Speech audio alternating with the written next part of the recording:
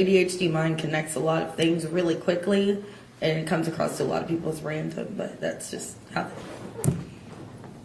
Did you ever see Tanner panic? Yes. What would cause him to panic? Sometimes his women would push him to a certain point to where it feels like they would just try to make him crazy. One of his exes did something, and we got to see his reaction to it, and he's just grabbing the sides of his head, just trying to calm himself down, but just freaking out. So that was directed towards himself? Or? It's mostly directed towards himself. He wouldn't when he was panicking, he wouldn't lash out at people. If anything, people would be trying to calm him down. He would actually pull himself away. And you talked about someone doing something intentionally to him, but did it have to be something big or intentional? No, it can be the littlest of things. If let's say he can't find his favorite hat, he'll freak out and he'll just run around until he finds his hat. And you mentioned his anxiety a couple times. What sort of things would trigger that? Really, just thinking you did something wrong. If he thought that he said something wrong or upset somebody. If something happened at work, something happened with one of his exes, it varies with everybody, really. Did you ever believe that Tanner was depressed? Yes. And why is that? He's been through a lot, and I've seen him be put through a lot. And that would make any normal person depressed. He's been cheated on. He's been let go from jobs. He's dealt with a lot.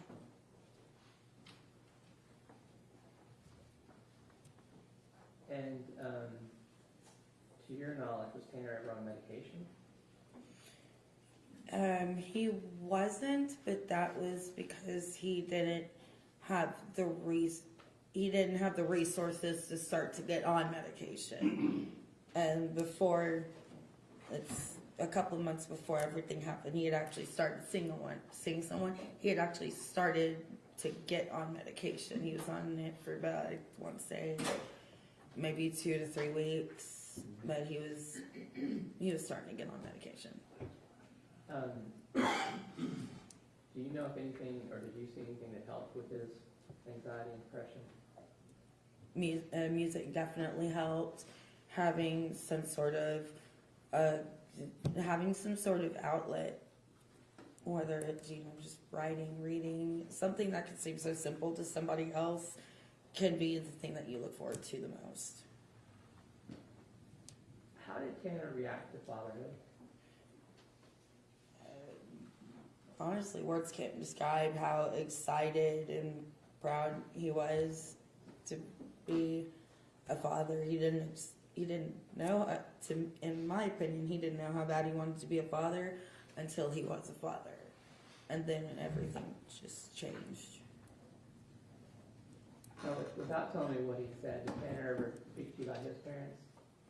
Yes. Did he ever talk to you about aspiring to be a better parent than his son? Yes, but but it wasn't a conversation that came up much. It was something that he didn't always like to talk about.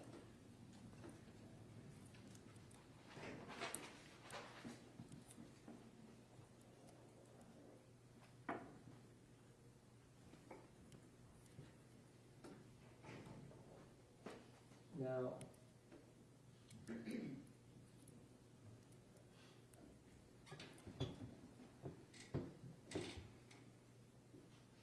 in this case, you're aware that Tanner has pled guilty to kidnapping and murdering Athena Strang.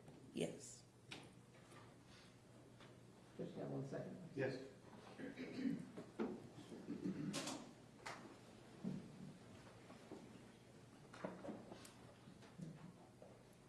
Judge, I'll pass the list. Cross-examination. Briefly, Your Honor. Ma'am, you said you've known Tanner for 5 or 6 years. Yes. What was the situation in which you know him? Do y'all hang out? What's the situation? And do you mean like how I met him? No, like what did y'all do together? Did y'all? Oh, we would hang out after work with his ex at the time. Sometimes we would go out to the bar and just hang out, dancing. We've gone out to a festival a time or two. But a lot of our work schedules were really conflicting with each other, so we didn't get out much. Sometimes we would hang out at a mutual friend's house as well. This time that you hung out with him, going out, going to festivals, over that time that you knew him, how many times do you think you actually did that? I couldn't say. You don't have an estimate? I just don't have an exact number. Was it every single weekend? No, I don't think so. Once a month? I would say maybe every other weekend would be my best guess.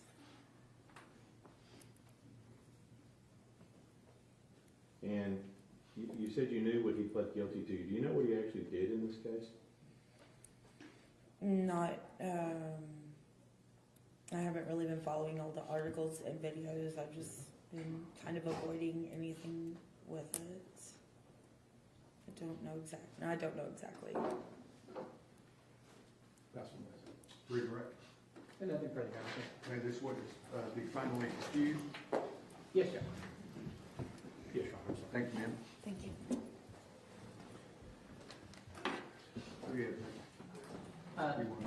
Lee, Your Honor, can we approach for one? Sure.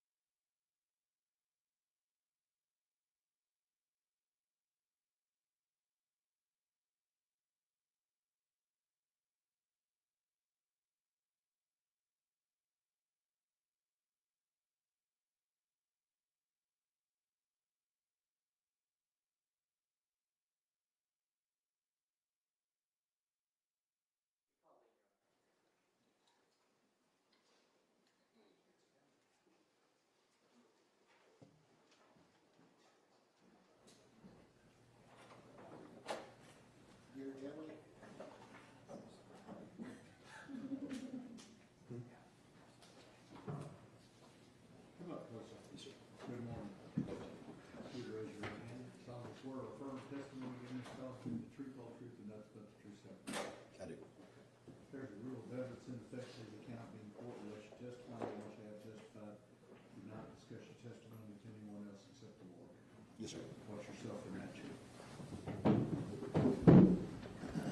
Mr. Gilmore. Thank you, John. Good morning. For the purpose of this hearing, I'm going to, it's good to see you, by the way. For the purpose of this hearing, I'm going to call you Lee. Okay. All right. So, Lee, how did you first meet Tanner? Through a friend. Okay. And do you remember where that was at? That would be Electric Cowboy. And how would you describe Tanner?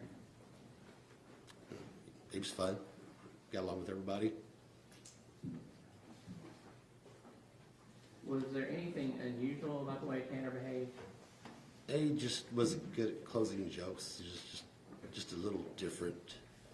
I don't really know how to describe it. Just Okay. Just one of the things that you noticed, but it's tough to put into words. right. Yeah, it's just a little different. Well, how? And you said he struggled to tell a joke. Like if he was telling a joke and like the timing when you finish it, the laugh, everything, it would be like an awkward pause. It didn't quite finish off. It kind of leave a weird, silent awkwardness. And you ever know him to kind of be lacking in common sense sometimes? Yes. Now, did you have a chance to actually work with Tanner? Yes. Was that at a glass company? Yes. And how long have you been in the glass business? 35 years. 33, sorry. What was Tanner's job title at the glass company? Installer. And what does that mean? What would the job be? They would be out there in the job field, residential, installing mirrors, showers, anything that needs to be done on the job site. And was that like mostly manual labor, or Yes, sir. is there any kind of specialized training or a class that's required to do that? Not to start out, but you develop that as you go. And how long does it typically take someone to learn that trade? You're always learning, but to go from like a helper, as I hate to say that, to a lead man, usually a year and a half. Okay, he would have started out as a helper, and a year and a half, you'd expect him to work his way up to a lead man? Yes, sir. And how was Tanner's work performance? He a little bit slower than most. He did show up on time. He just was retaining stuff was hard for him. Like retaining Knowledge. the knowledge, the skills.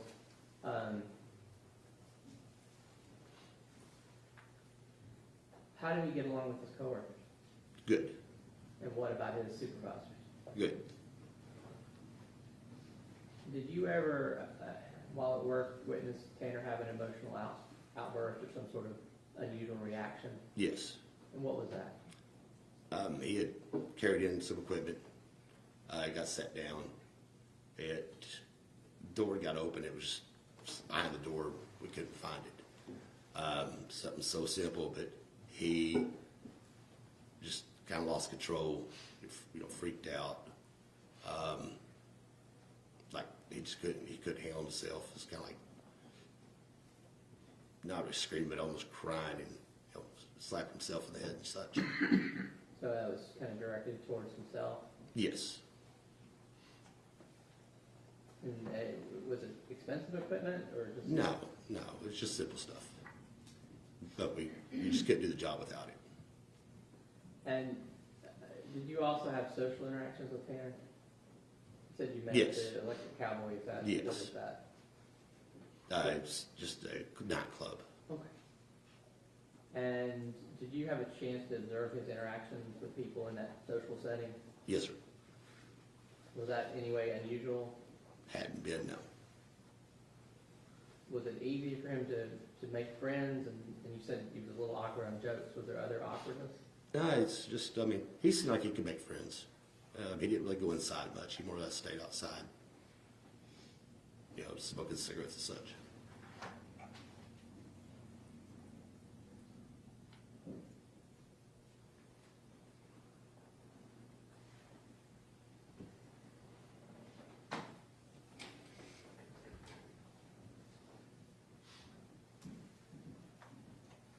Give me 1 second. Yes, sir.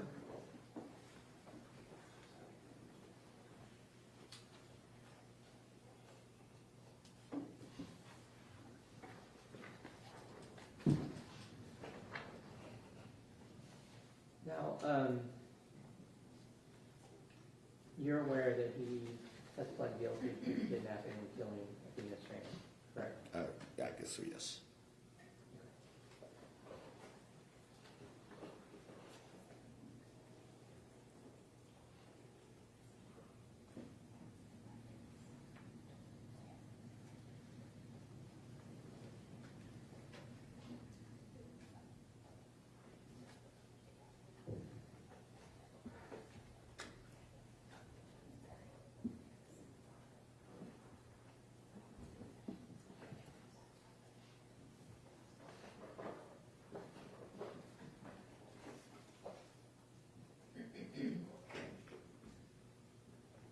Your Honor, I'm going to pass the witness.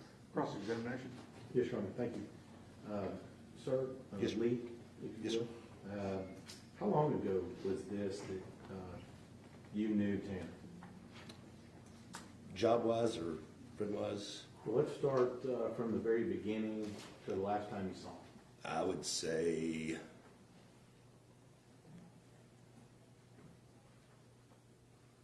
2000. No, not 2000. Sorry, 2000. 2019. This is probably when I first met him. Last time I'd seen him would probably be right there around 2021, 22. Okay.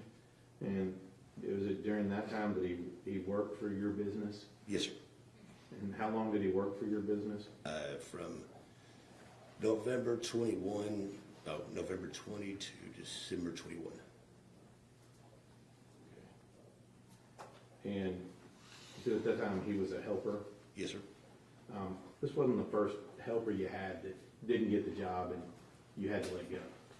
Oh, no, there's been many. Now, with regard to the social interaction, you said this was at a bar? Yes, sir. Okay.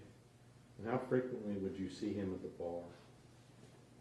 Maybe once every week or two. Now, at some point, Tanner told you he couldn't go to the bar anymore. Is that right? He may have. I don't remember. Did he tell you why he couldn't go to the bar? I don't remember the conversation. Did he have an altercation with a bouncer? Now, he did That's say hearsay. Sustained. What did Tanner tell you? he was not Objection, allowed. hearsay. Well, he's answered the question, go ahead. He was not allowed in that bar. He was banned. Not allowed in that bar. Sir? Not allowed in that bar. Yes. But you don't remember why he told you why? No. That's what I'm sure. Redirect. I'm sorry, I forgot to ask you about Tanner losing the job. Did you have to let him go at some point? Yes. Do you remember about how many months into it was? We told him just because he wasn't catching on, but the homeowner was present when he lost control of himself, and the message that's sent and so forth like that, we just couldn't have that. Okay. Now, did he get his Christmas bonus that year? Yes, And did he really earn it? Or? we do our best for everybody. And did you, even after that, did you remain friends with Tanner? We didn't see each other too much, no, but we crossed paths sometimes. It was a while. But that wasn't kind of the, No, you didn't cut him off because he didn't do that job? no, sir. That's what it's showing. Mr. State, Nothing wrong. Thank may this witness be finally excused? Yes, sir. you. Thank you, sir. Thank you, sir. Appreciate you coming.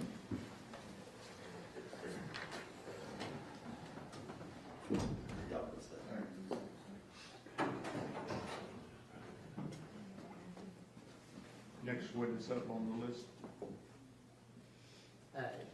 Yes. Give me one second, that's the same as Okay.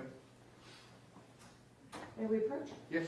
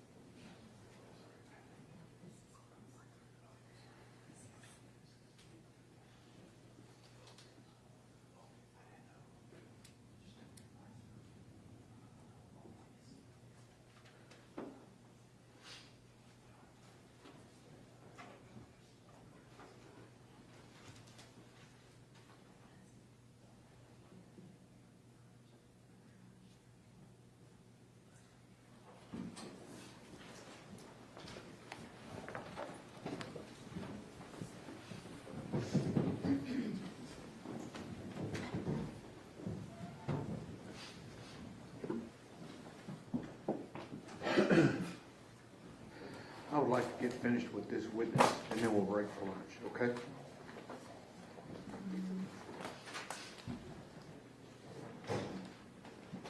minute, please, sir. Raise your right hand for me. Solemnly swear or affirm testimony given this cause to be the truth, whole truth, and nothing but the truth, self to God. Okay, have a seat. There's a rule of evidence in effect says you cannot be in court unless you're testifying. Once you have testified, don't discuss your testimony with anybody else except the lawyers. Okay? Yes, Your Honor. All right, very good. Ms. Anderson? Yes, Your Honor. Sir, how are you doing today? I'm okay, thank you. We have agreed to refer to you just as Jason for these proceedings. Is that okay? Yes. All right, so Jason, if you'll just go ahead and introduce yourself to the jury. Hi, my name's Jason. I was a contractor at FedEx. Okay, pull that microphone a little bit closer to you, the silver one. This, Okay. Jason, you said that you were a contractor over at FedEx. What does that mean? I owned a business where I owned delivery trucks that were contracted to FedEx to provide service to them through various zip codes. Oh, was Tanner Horner one of your employees? He was. How long did he work for you at your company? I believe it was about 5-6 months.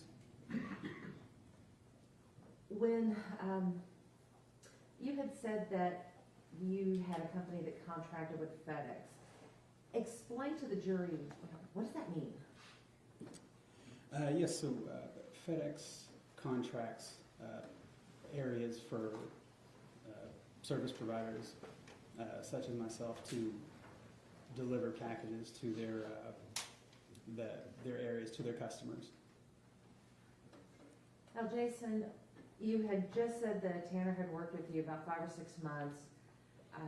At some point, was he transferred from your company to a different company?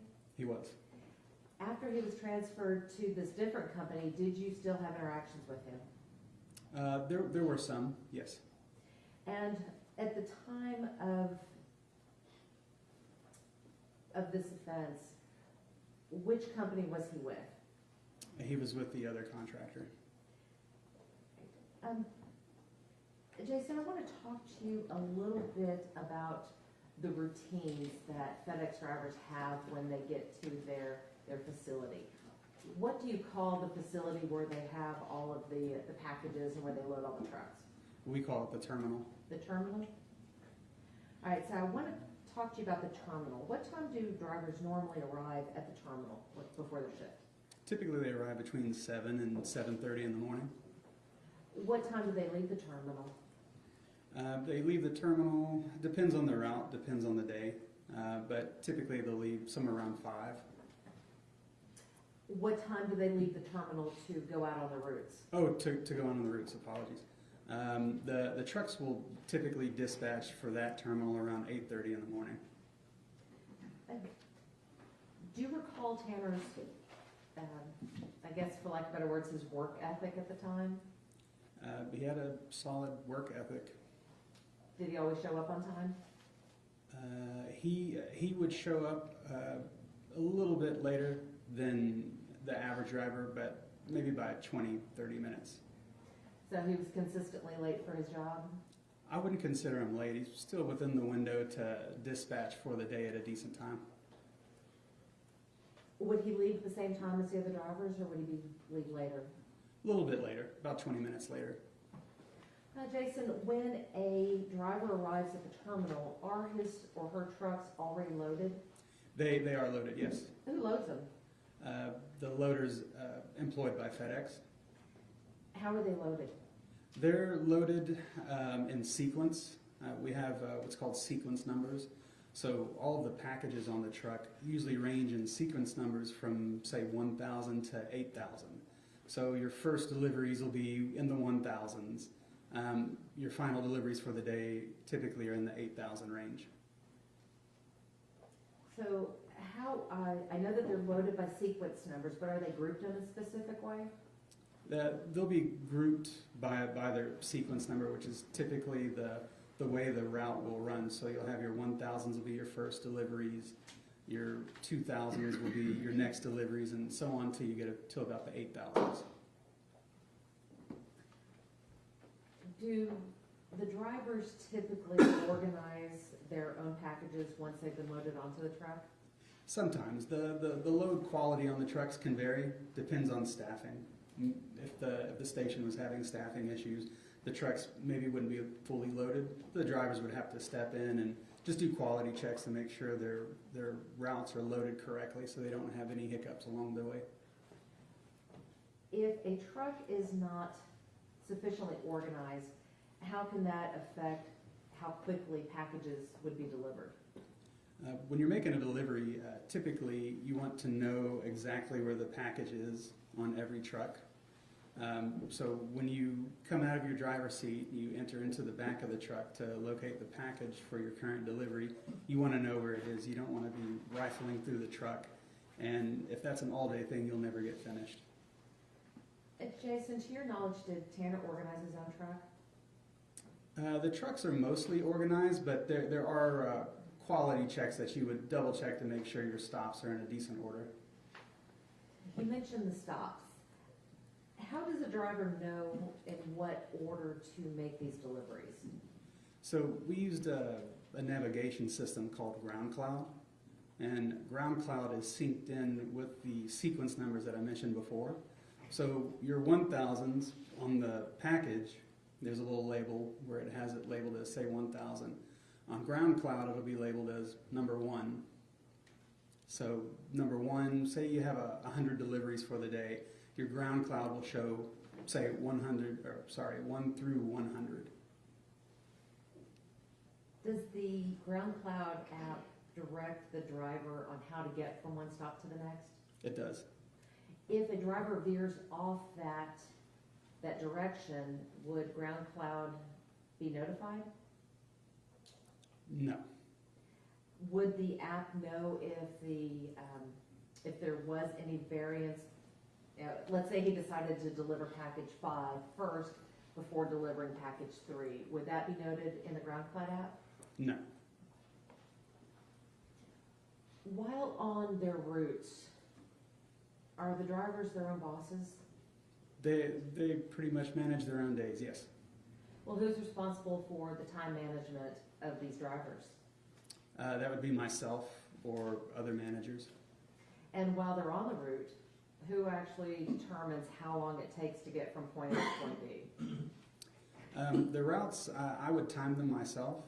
So I would just go out on these routes and I would deliver it at a normal pace. I'm not running, I'm just walking as if I have somewhere to be, carefully navigating through the deliveries, for example, like 1 through 100. And that sort of estimate of time would be more or less what we would use to judge whether a driver was way ahead of schedule or way late for the day. But at the end of the day, is the driver responsible for making sure that all the packages get delivered? Yes, ma'am. And what happens if a driver isn't able to complete his route? If there's some issues during the day, the driver would notify either myself or management. Did this happen with Tanner, where he wasn't able to complete his route? He did have an instance where he wasn't able to complete his route, yes, Just one? that I recall. Was it possible that he had more than one time that he was not able to complete his route? It's possible. Jason, when is the peak delivery season for FedEx? So the peak season would revert to the Christmas holiday season. Peak season usually starts around late November and it runs all the way to pretty much Christmas Eve. What is the atmosphere like at the terminal during this peak season? The terminal's a busy place during peak season. The volume almost doubles for the building. Lots of extra loaders, lots of extra trucks, and lots of extra drivers. So you have extra trucks, extra drivers, extra loaders. It sounds like you have a lot of extra noise as well. A lot of extra noise, yes, yes. During this time period, because it's so busy, can it get overwhelming for a driver if he's just not ready for it? Absolutely.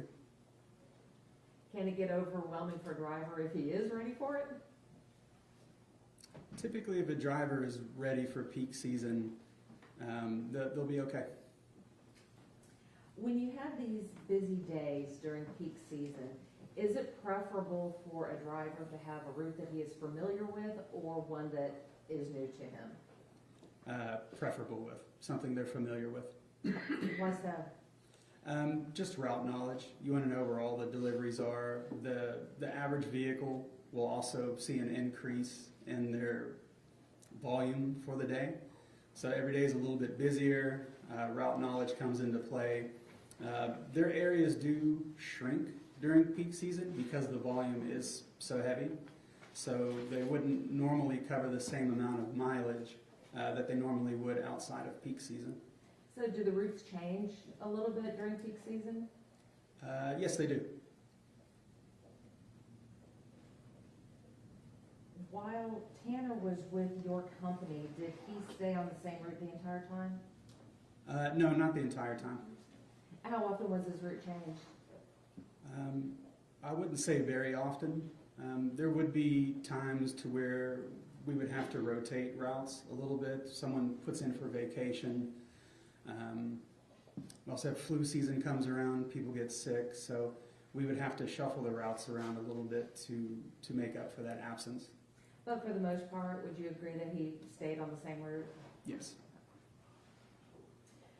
You had mentioned about why it's important to have a route that people know during peak season. Is it important to have a route that you know during non-peak season? It's comforting to know what you have in front of you every day when you come to work. Now, when Tanner was transferred to this other service provider, was he kept on the same route that you had him on? I don't know. Was he switched to the Paradise route? Eventually, yes. Jason, I wanted to talk to you a little bit about the difference between an urban delivery route and a rural delivery route. Are they the same? No, not necessarily. They have their differences for sure. Rural routes usually have less deliveries to make because they have more mileage to cover, whereas urban routes they have less mileage and more density within the route, so they would have more packages to deliver because they have less mileage to cover. Well, Jason, do you believe that you should put a city driver on a rural route? No, it wouldn't be advisable, but it does happen. Why is it not advisable? That's not what they're used to. There's big differences. You wouldn't want to take a rural driver that doesn't face rush hour traffic and things like that and then place them in, say, a route that's having issues with rush hour and school zones and all those. And Jason, the last thing I want to talk to you about is your relationship with Tanner Horner. Yes. When Tanner was working for you, did you get to know him at all? I did. I was there quite frequently, 5, 6, sometimes 7 days a week. I made sure to touch base with everybody, get to know them, their personal lives. They are driving my vehicle, but it's labeled with another company's name, and it's full of other people's property. So I wanted to get to know the drivers for sure. During the time that Tanner worked with you, did he talk to you about his life? He did. And based upon your interactions with Tanner, and again, without telling us what may have been said, did you get the feeling that he was struggling with things at home? Financially, yes. Did you know whether or not he had just become a new father? I did know that, yes. Now, you mentioned the financial difficulties. Did you try to help Tanner with his financial difficulties? Yes, ma'am. I gave him a loan. Do you remember how much of a loan you gave him? I believe I gave him about $1,100 to help him with his family and his living situation. He had car troubles. I just wanted to help him. he needed help. He didn't have anyone else to go to. And he seemed like a good enough person. Jason, do you remember a time in May of 2022 when Tanner had to take a leave of absence? I do. Do you recall how long he was gone? He was gone for approximately 1 week. And to your recollection, was that due to a medical issue? Yes. I'll pass the witness. Cross-examination? Yes, Your Honor, quickly. All these, it sounds to me like, Jason, that, and just given your statements today, that you seem to get to know all your workers, is that right? Yes, sir, that's true. And I get the vibe from you, just talking with you today, that you'd loan money to just about anyone if they need it. Am I right? If they needed help, I was in a position to help, and I would do so. Right. And I'm betting your employees appreciate that and value that in you as a boss, don't they? They do. Now, in this particular case, you only knew Tanner 5 or 6 months, right? Yes, sir. And during that time, with all the other drivers that are going on, how many other drivers do you have at that time? At that time, I had close to 20 delivery routes. All right. Each route has a driver, I'm assuming. Yes, sir. And then you probably have a couple of extra to help out. I do. And in that particular situation, the routes for all the drivers can change at different times, can't they? It happens sometimes, yes. It's not preferred, obviously, but it does happen. It does happen. And those drivers, they understand that that's part of working for you and getting paid, is that sometimes they might have to go on a little different route. Yes, sir. All right. And also, when they go on these different routes, you talked about peak season. Even during peak season, do you make accommodations to provide help or assistance? In other words, would you yourself actually go out and help one of your drivers deliver packages? Yes, I was on the road just as much as the drivers would be. So even during peak season, the drivers during that time, those that are behind, would you have the other ones who are maybe ahead go help them? Yes, sir. During peak season, the holiday, Christmas season, we would set up buddy plans. So you would have a route, and the route closest to it would be their buddy. So sometimes I would have to ask the buddy to go help out another route, and otherwise I would be on the road myself. Right. And during this time, this 5 or 6 months that you had Tanner to work with you, he was able to do all of that, wasn't he? He was, sir. He was able to manage the GPS and manage his route, wasn't he? He was. And was able to communicate with you when he needed help or additional help delivering packages? He would have been able to communicate. I don't remember an instance where I would specifically have to go and help him, except for the one day when he had to leave early and go take care of a personal issue. Right. But you didn't have any problem with him doing all the things that you needed him to do during that time that he worked for you? I did not. That's the witness. Redirect. No, Your Honor. May this witness be finally excused. Any objection? Not for me, Your Honor. None, Your Honor. Thank you, sir. Thank you, Your Honor. Okay, your lunch is here, and we'll see you at 1:15.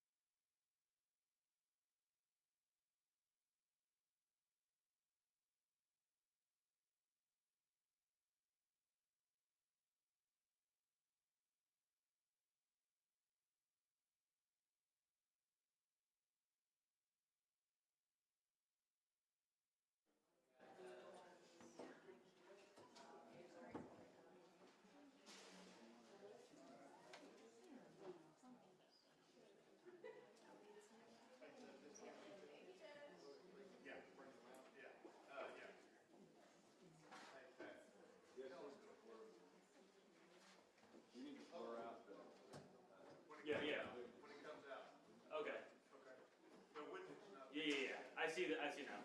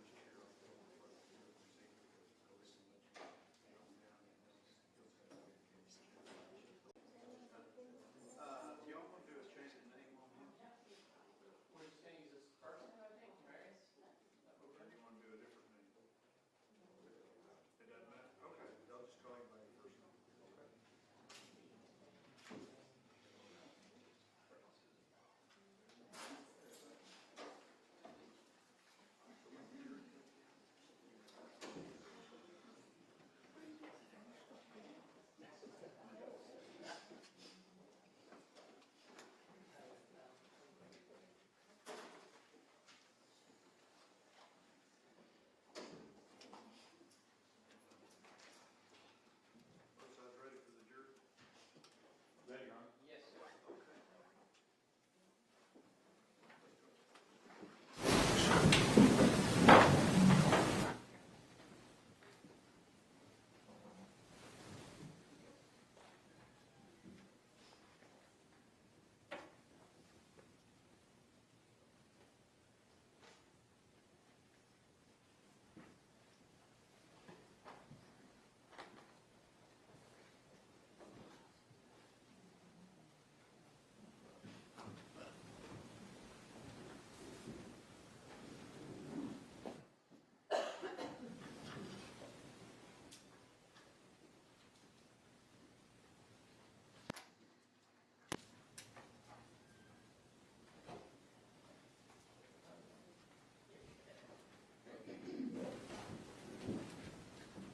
Everyone may be seated.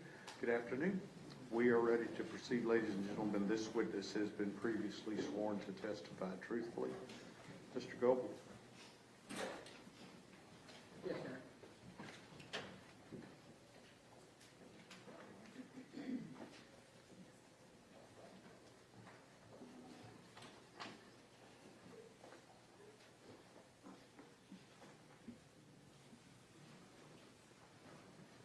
Good afternoon, Maris. For this purpose of hearing, I'm just going to call you by that one name. Is that okay? Yes, sir. All right. It's good to see you again. Thank you for coming in. Yes, sir. To start with, you are a convicted felon, Yes, sir. and your charges include assault family member, eating, breathing, engaged in organized crime, escape while arrested or confined, failure to ID a fugitive, intent to give false info, prohibited substances or items in a correctional facility, and theft of property. Correct? Yes, sir. When did you first meet Tanner? I first met Tanner in May of 2025. And what was your first impression of him? Man, this a cool little white dude. Like, that was my first impression. Like we used to sit there and just talk about cartoons all day. That's all we do. Just sit there and talk about anime all day. I just thought he was just cool, man. Just a cool vibe, just to get the stress off of being back there 24 hours confined in this cell. You give a dude a laugh. And Okay, hang when on. he first Hang on. I need for you to enunciate a little better because the court reporter's having a hard time understanding what you're saying. Okay? I mean, I just thought he was a cool gentleman. Yes. Like, yeah, he just... Hold on. Let him ask you a question. Let me just clarify what we've already gone over. You said he was a cool little white dude. Yep. And you all taught anime and cartoons, things like that. Yes, sir. Did you notice anything kind of different or unusual about him when you first saw him? I mean, like he just didn't get what was going on around him. Like he just ain't get it. You didn't get what was going on around it? Yeah. Mr. Gallo, I'll let you lead if you need to. Thank you, sir. So, did you, we talked to some other witnesses, and I don't know if you've seen this or not. Did you see any kind of physical reactions to him being in a new place? Just speaking from my past experience of being around men in jail, I don't think he gonna be. People will take advantage of time if he don't know no better. Yeah, people will take advantage of him. Okay. And let's go ahead and talk about that a little bit. You spent already a big chunk of time in prison, right? Yes, I spent 13 years flat in prison, day for day. 13 years flat. Yes, sir. And you've got, you signed already for another how many years? 7 years. When Tanner found out that you were about to head out, how did he react? Like, bro, really was like, you could see it in his face. He was like, bro, you gonna leave me? Like, he's like, you know, like how your puppy look? Yeah. Like, or like, just like somebody you just lost your friend. Like, he looked at me like, bro, you gonna leave me? And like, we had a long talk that day, and I was just like, really, like, what I call gaming him up, really just talking to him, like, hey, bro, just be secluded in yourself. Don't worry about what's going on around you, man. Just stay. What does gaming him up mean? Which is like, just really I be talking in my slang. So like, gaming him up, really just talking to him, give him some knowledge. There's some news he can use, what news he can use, like, hey man, just stay doing what you're doing. Stay getting on your tablet, man, and stay zoning stuff out. So you're giving him news he can use and getting him ready for when he goes to prison? Yes, sir. Okay, and so you said you're afraid that people might take advantage of him. Is there anything about, how does Tanner deal with like social cues and interactions with people? Like, honestly, when he deal with social cues, like, he'll come to the door and be like, hey, what is they trying to? And I have to tell him, like, hey, bro, like, just sit down, you doing, you know what I'm saying? Just stay out the way. Like, that don't mean you no good, that don't mean you no harm. They taking advantage of your kindness. Okay. So he would have to ask you what was going on, how people were treating him, and you explained when they were taking advantage of him. Yeah. What about, well, let's talk to you about how, has anyone at the jail given you a hard time for being friends with Tanner? I'm not gonna stunt. They don't give me no hard time, but like, they'll try to use it to be like, you know how like sometimes like a person will try to use like, try to like talk down on somebody to get cool with you. Sure.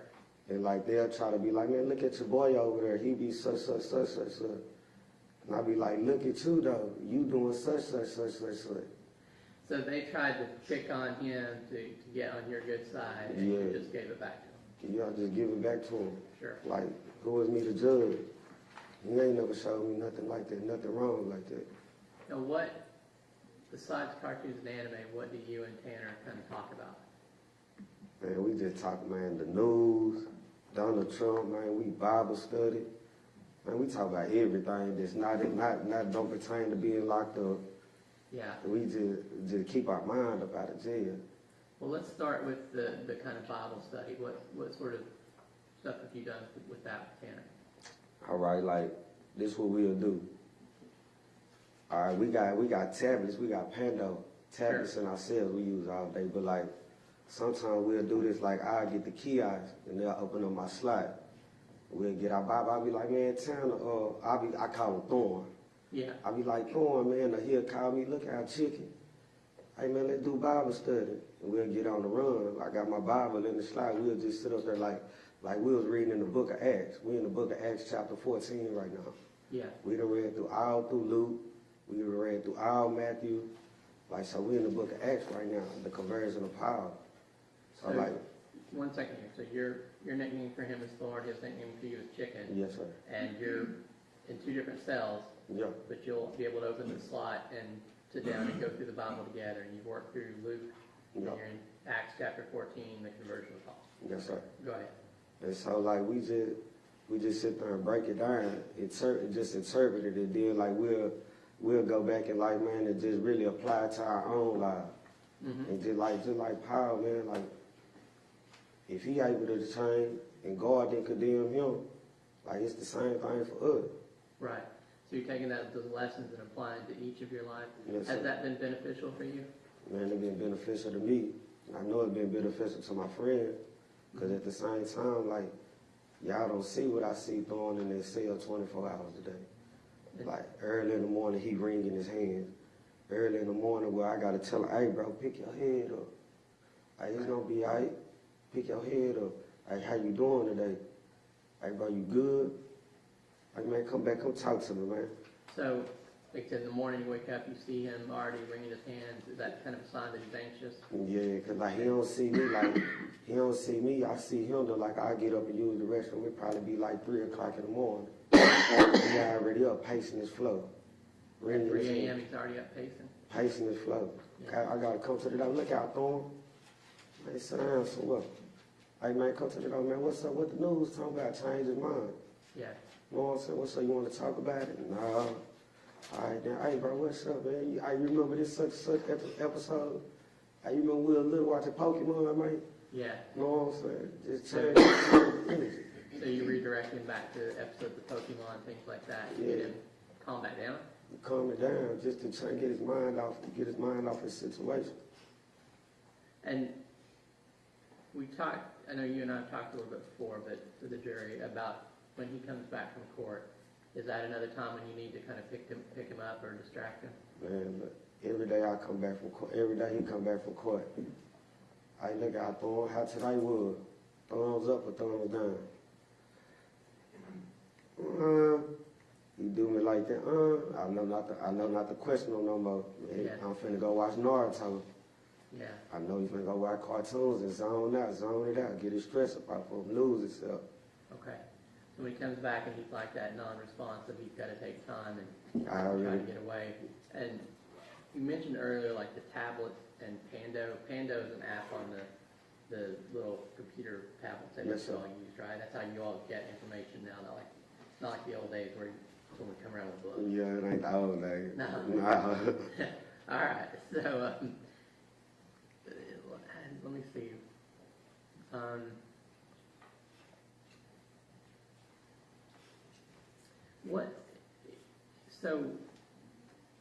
What's Tanner's kind of defense mechanism that you've seen?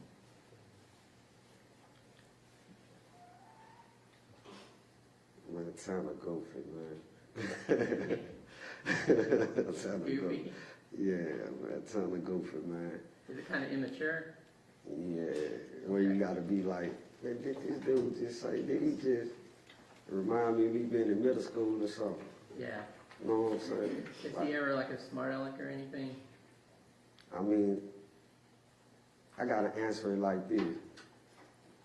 If y'all give me a chance like to explain it, Sure. I gotta answer it like this. Cause we come from two different walks of life, 2 different places, Yeah. right? 2 different walks of life. So like, if you don't know, you'll think he being sarcastic. Right. But like, him being him being what he do being, like, it's him. You know what I'm saying? It's just Yeah. him being funny, him being humorous, him being him.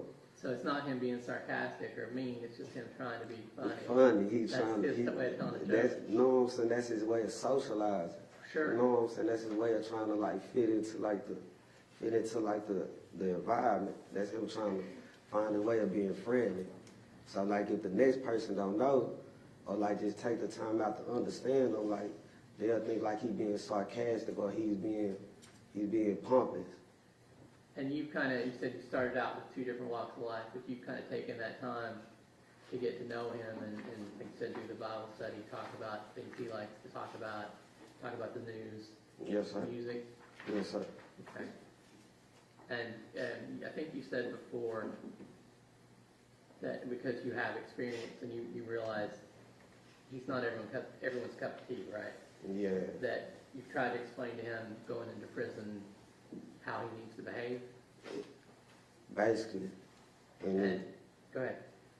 basically, like, I explained to him, like, really try to discredit all, like, because people have a view of being in prison, like, it's just this bad, bad, bad, but, like, you have this side, and this side is just the lane you choose to go down. But, like, you still have people down there that prey on people. Yeah. And me being experienced, I grew up down there. I was a bad individual down there. Yeah, So, so like, wait one second. So you said go down there, everyone thinks that everyone's bad, but it's not that way. it's not that But way. there are people that will prey on. It is people that prey on other people. Sure. You got sheep and you got wolves. Yeah. And like time, like people that get a man with messed up intentions, or think being a good man, I think because kind of being a good man, just want to help somebody, they'll confuse that with being green. Right. And the only thing he's doing is just being a good person. And what does being green mean? Naive. Naive, okay. So as between the wolves and the sheep, which one is Tanner? Tanner, a baby lamb. Baby lamb, okay. Yeah. So a little worse than a sheep. So Yeah. you're telling this because you're worried about his safety. Yeah, the past experience with people, us just being in a little vicinity behind them doors back down there. Just back there and on it. Like it's been situations where I had to, hey bro, go and chill out now, he don't go. Or like just, I'm gonna tell you a situation that just happened, like we had a neighbor over there Yeah, you had a neighbor and what happened? and he was asking Tanner for some coffee. Yeah, you asked for coffee And basically messed Tanner over. You know what I'm saying? So I'll give you this for this. And basically really jacked him for his coffee. And then acting for me, basically stole it from he him. basically stole his coffee. And Yeah. like just to make it good, I gave it back to Tanner. You know what I'm saying? And let bro know, like, nah, you really out of line. You know what I'm saying? Yeah, so you kind of tried to stand up for him. Yeah, you know what I'm saying? Really, you don't do that, man. Sir, if I can explain, like, sir, you don't do that to no person that's naive. Cause like when you being down there in prison or just man in general, a grown man, you don't bully nobody that don't know no better. Yeah. You know what I'm So saying? in prison, you're not supposed to bully people that don't know any better. That you were trying to tell that guy that. And Exactly. you've also tried to tell Tanner that he trying to teach him Like not to get taken advantage of. yeah, like everybody don't go. Sometimes you gotta say no. You But know it's okay to be nice to people. It's alright to be respectful. You always be respect get you Sure. respect get you everywhere with a grown man. I'm gonna approach this, Sean. Yes, sir. I want to show you a copy of the letter that's been marked as Exhibit 88. Yes, sir. You recognize that? Yes, sir. That's my handwriting. That's your handwriting. Who was that letter to? That's the form.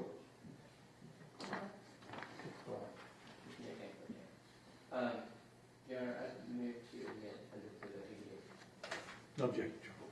Defense Exhibit 88 is admitted. Now, do you remember how long ago you wrote this? Yeah, probably like last month, a month or two ago. And obviously, all like mail between inmates is intercepted and copied, right?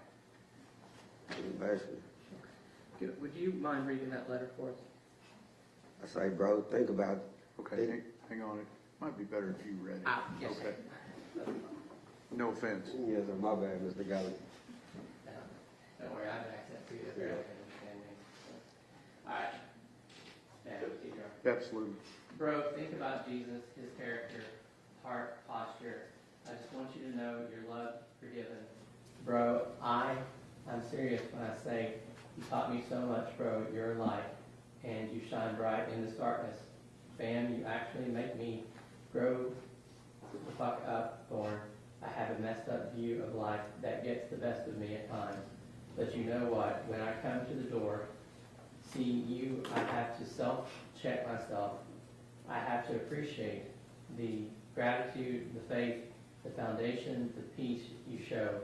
I can't stress when I see that you wake up and fight so hard for sanity that for sure I know I wouldn't have the way you believe, and not doubt God is amazing.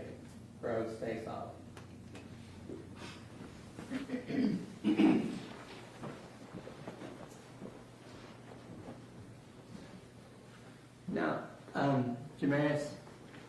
Have the guards been going out of their way to tell you about Tanner's case? Y'all object that calls for hearsay? He can answer yes or no. Tell the truth. Just a yes or no? Yes, sir. Okay. So at this point, you know that Tanner pled guilty to kidnapping and murdering Athena Strand. I know he pleaded guilty, but I just didn't know the extent of his charge Until now, or until? until did the proceedings and stuff start. Oh yeah, yes. So you once it started, you knew what it was. Until then, you didn't. Yes, sir. Is Tanner still your friend? Of course. Are you still trying to help prepare him? Man, I talk to Tanner every day about like, hey, dog, when I catch change, man, stay in your lane. Just stay in your little box, man. Don't let nobody interfere, change anything you got going. You was not what they say you is. I keep that on in mind daily. And in the time that you two have been together over there, Tanner hasn't had any disciplinary issues? No, sir. I'll pass it in, Sean. Cross-examination. Briefly, Your Honor, thank you. Sir, let me ask, so this situation that you guys are in, are y'all in some type of different confinement where you have to talk through the little holes? All right. What is that? Can I use this for example? Yeah. All right, look, say this. This my Put it cell. on the rail so the jury can see it. This my cell. This Tanner cell, and this the room. We have to talk through steel door. Okay, To big steel door. okay, I can see Tanner through a window this time. okay, We got a beam slot that go about like this big. right, We in there 24 hours a day. all right. That's where y'all are currently. Yes, sir. And how long have you and Tanner been across from each other? May gonna make a year. Okay, so for a year? Yes, sir. Okay. And let me just ask you, sir, it would appear that you've had a bit of a rough life. Would you agree with me with that? Yes, sir. Maybe by some of it your upbringing, Yes, sir. maybe some of it your family? My family all right, but yes, sir. Rough family life. Yes, sir. Probably some bad choices on your part, would you agree? Yes, sir. But I'm looking at your criminal history here. I don't see where you've ever killed anybody. No, sir. I don't see where you've ever abused a child or beat a child to death, have you? No, sir. So when you're in this cell with Tanner, what did he tell you that he did to this little girl? He never told me nothing what he did to a little girl. Okay. You didn't ask? Y'all didn't talk about that? No, sir. Do you have any idea what he did? I mean, like some of the people around me told me. But that don't change my view. I don't let people dictate my view. Okay.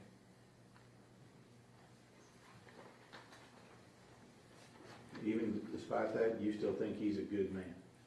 He ain't never showed me nothing different. His character good. Pass it, Sean. Regret. Nothing further. May he be finally excused. Yes, Your Honor. Thank you, sir.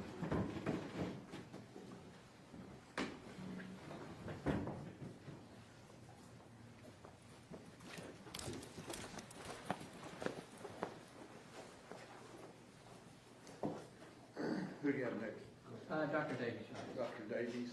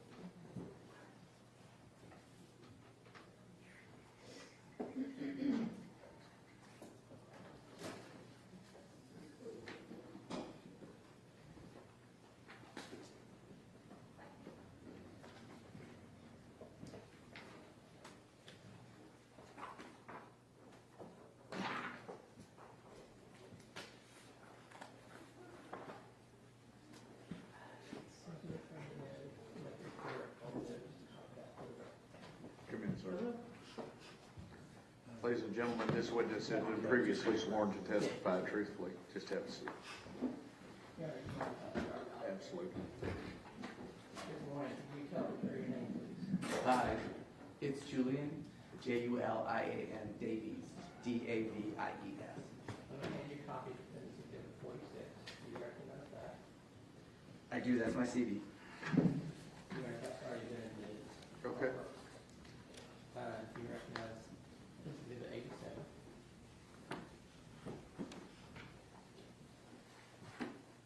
Yes, that's my report. Your Honor, I move to admit Exhibit 87. Any objection? No, Your Honor. Okay. Defense 87 is admitted. And could you look at Exhibit 85? Sure, and that's the PowerPoint. Senator, that's the defense exhibit, hard copy under the launch report, and I think that into that to the record of Any objection to 85 for purposes of the record? No, Your Honor. 85 is admitted for purposes of the record.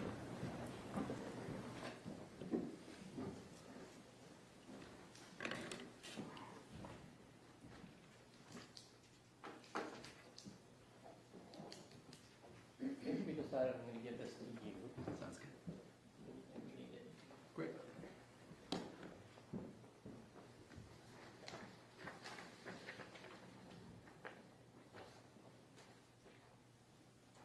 So let's go ahead and start with what your profession is. Sure, I'm a clinical professor of pediatrics, medical doctor. Okay. And pediatrician. So, can you tell me about your education? Sure, my undergrad was at Yale. My med school was at the University of California, San Francisco School of Medicine. And then I did my pediatrics residency at Seattle Children's and the University of Washington in Seattle, where I now practice. And what professional accreditations, licenses, or certificates have you been granted? I have medical licenses in the state of Washington, which is where I usually work, as well as licenses in California, Florida, and Georgia. And for the purposes of this evaluation, the Texas Medical Board gave me a visiting physician temporary permit. And do you currently hold any faculty positions? Yes, I'm a clinical professor at the University of Washington, which basically means that I teach residents and medical students, but I have my own faculty practice. And it's a general pediatric practice with some specialties. I see a lot of kids with histories of adoption or foster care. And then I think most relevant to today is that I'm the pediatrician on a team at the kind of the original fetal alcohol spectrum disorders diagnostic clinic. And so I've been working in that clinic diagnosing children and adults with fetal alcohol spectrum disorders for about 22 years. And are you giving any hospital positions right now? Hospital, I don't do hospital work. Seattle Children's Hospital has me on staff, but I'm an outpatient guy. Okay. And do you say your current teaching responsibilities do include fetal alcohol spectrum disorder? Yes, and so at that diagnostic clinic, we do diagnostic evaluations, but we're also a training center. So we have teams coming in from around the country and actually teams from other countries who come in to learn about FASD diagnosis. And do you have any affiliations or memberships in any professional organizations? Yes, I'm a fellow of the American Academy of Pediatrics, and I'm board certified by the American Board of Pediatrics. And your responsibilities include any organizations that address FASD? Yes, I'm involved in planning conferences and teaching. There have been some conferences held in Seattle that I've spoken at, if that's what you're asking. Sure, and on that same vein, have you given presentations on FASD? Yes, What about, have you been published in that area? yes as well. And have you been qualified by courts to give testimony on FASD before? Yes, in about 9 states I've been qualified as an expert in FASD, including Texas. And FASD, is that a recognized diagnosis? It depends who you ask and what country you ask. FASD, or fetal alcohol spectrum disorders, our clinic uses as an umbrella term.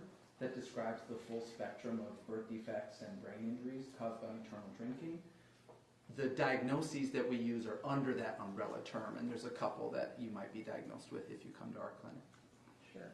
And there's actually, I'm not going to try to confuse people, but if you look this up, there might be two different terms for diagnoses than what you use, but they're the same category, right? Yes. And I'm familiar with the other doctors too, so. Yeah. Let's talk about, but there are generally accepted methods that you rely on to determine if someone has FASD. Yes, at the University of Washington, we developed something called the 4-digit diagnostic code, and a lot of clinics around the country and the world use that, and it was developed in the mid-90s, and it's currently in its 4th edition. Now, did you examine Tanner, Yes, and did you review records pertaining to him? a lot of records, yes. Did you review reports of other experts? Yes, And it's the ones that have been testifying so far, and they're coming up. yes. Are you being paid for your work in this case? Yes, And what is your hourly rate? it's $450. Do you have know approximately how many total hours you anticipate billing in this case? I think I've already billed about 30 to 40 hours, and I haven't added up my recent work, but it could add another 10 to 20. Okay. Now, you kind of talked about FASD being an umbrella term, but can you talk about why is prenatal alcohol exposure important? Sure. Kind of an interesting topic. You'll hear a lot of different things about what amounts of alcohol might be safe and whatnot. So I like to start out, before we get to diagnosis, about what alcohol can do. So alcohol is a teratogen, and that means it causes birth defects, and in particular can cause brain damage. One thing that's tough about alcohol is that the placenta protects the developing child from many things, but alcohol goes right through it. So the mother's blood alcohol level is the fetus's blood alcohol level. And unfortunately, once it gets in there, the mother has a liver that can detox, but the fetus doesn't have a liver that can detox the alcohol in the same way. So while it's in there, unfortunately, we know that alcohol affects the developing brain on a lot of different levels. It can kill nerve cells, it can send them to the wrong place in the brain, it can make brain structures smaller or deformed. It can really interrupt the really important connections between different parts of your brain. It can affect the signaling, the chemicals between nerve cells, and it can even do lasting damage after the pregnancy by setting up inflammation or locking or unlocking certain genes in the brain. So, yeah. Does it matter like when during the pregnancy the alcohol is consumed? It does. There isn't a safe time to drink, but we know that the riskiest time to drink is in that first trimester. In those first 8 to 10 weeks, you're dealing with an embryo, meaning that the organs are being formed and the foundation is being laid. And in those first 8 to 10 weeks, we see more brain damage resulting from alcohol. It's great to stop as soon as you can because there's continued harm in the second and third trimester. Well, let's talk a little bit about what's under that umbrella of FASD. What specific diagnoses are there? Sure. The original diagnosis, and this was called out in 1973, is fetal alcohol syndrome, FAS. A lot of folks have heard of that. That's one where you might have physical features that show up. So you might have growth problems. There's this unique set of facial features that those 4 kids have. Evidence of brain damage or dysfunction. And that's what goes into FAS. That was the original diagnosis. But we've learned a lot in the past 50 years, and now we know that FAS is just the tip of the iceberg. And a lot more people have the brain injuries, but might not have those facial features. And so there are other diagnoses under that FASD umbrella where you're talking about brain damage from alcohol, but you might not have those physical features. Can you kind of walk us through those? This one kind of breaks it down. So we talked about FAS, and again, that's only 11% of the folks we see in clinic. So the next one down is called static encephalopathy, alcohol exposed. That's where the brain damage is essentially the same as FAS. It's just that you don't have all those physical features. That's about a third of the folks we see. But over half of the people we see, and it's the same amount from the animal studies that we did, half of our patients end up with neurodevelopmental disorder / alcohol exposed. And that's where the brain injuries are in the more mild to moderate range, and you have that prenatal alcohol exposure. And just so the people who are really detail oriented aren't asking, you've kind of done a ampersand showing a couple of the names for these, correct? Right, so if you hear those from other experts, it's because there's different diagnostic systems that kind of alphabet soup, people have their preferred terminology. So if you've heard about ARND, alcohol-related neurodevelopmental disorder, or you might have a psychologist that's using the DSM book, and in there they say neurodevelopmental disorder associated with prenatal alcohol exposure, or NDPAE. Tell me about the diagnostic criteria. What are you looking for when you evaluate someone for FAS? So essentially, you're looking for those columns. You're looking for evidence of prenatal alcohol. You're looking to see if there's any growth impairments. You're looking for those facial features, and you're looking at the brain. And with the brain, you're looking at brain structure, and you're looking at brain function. And are there other considerations? Very much. You know, those are the things that make up an FASD diagnosis. But we also really like to do what's called differential diagnosis.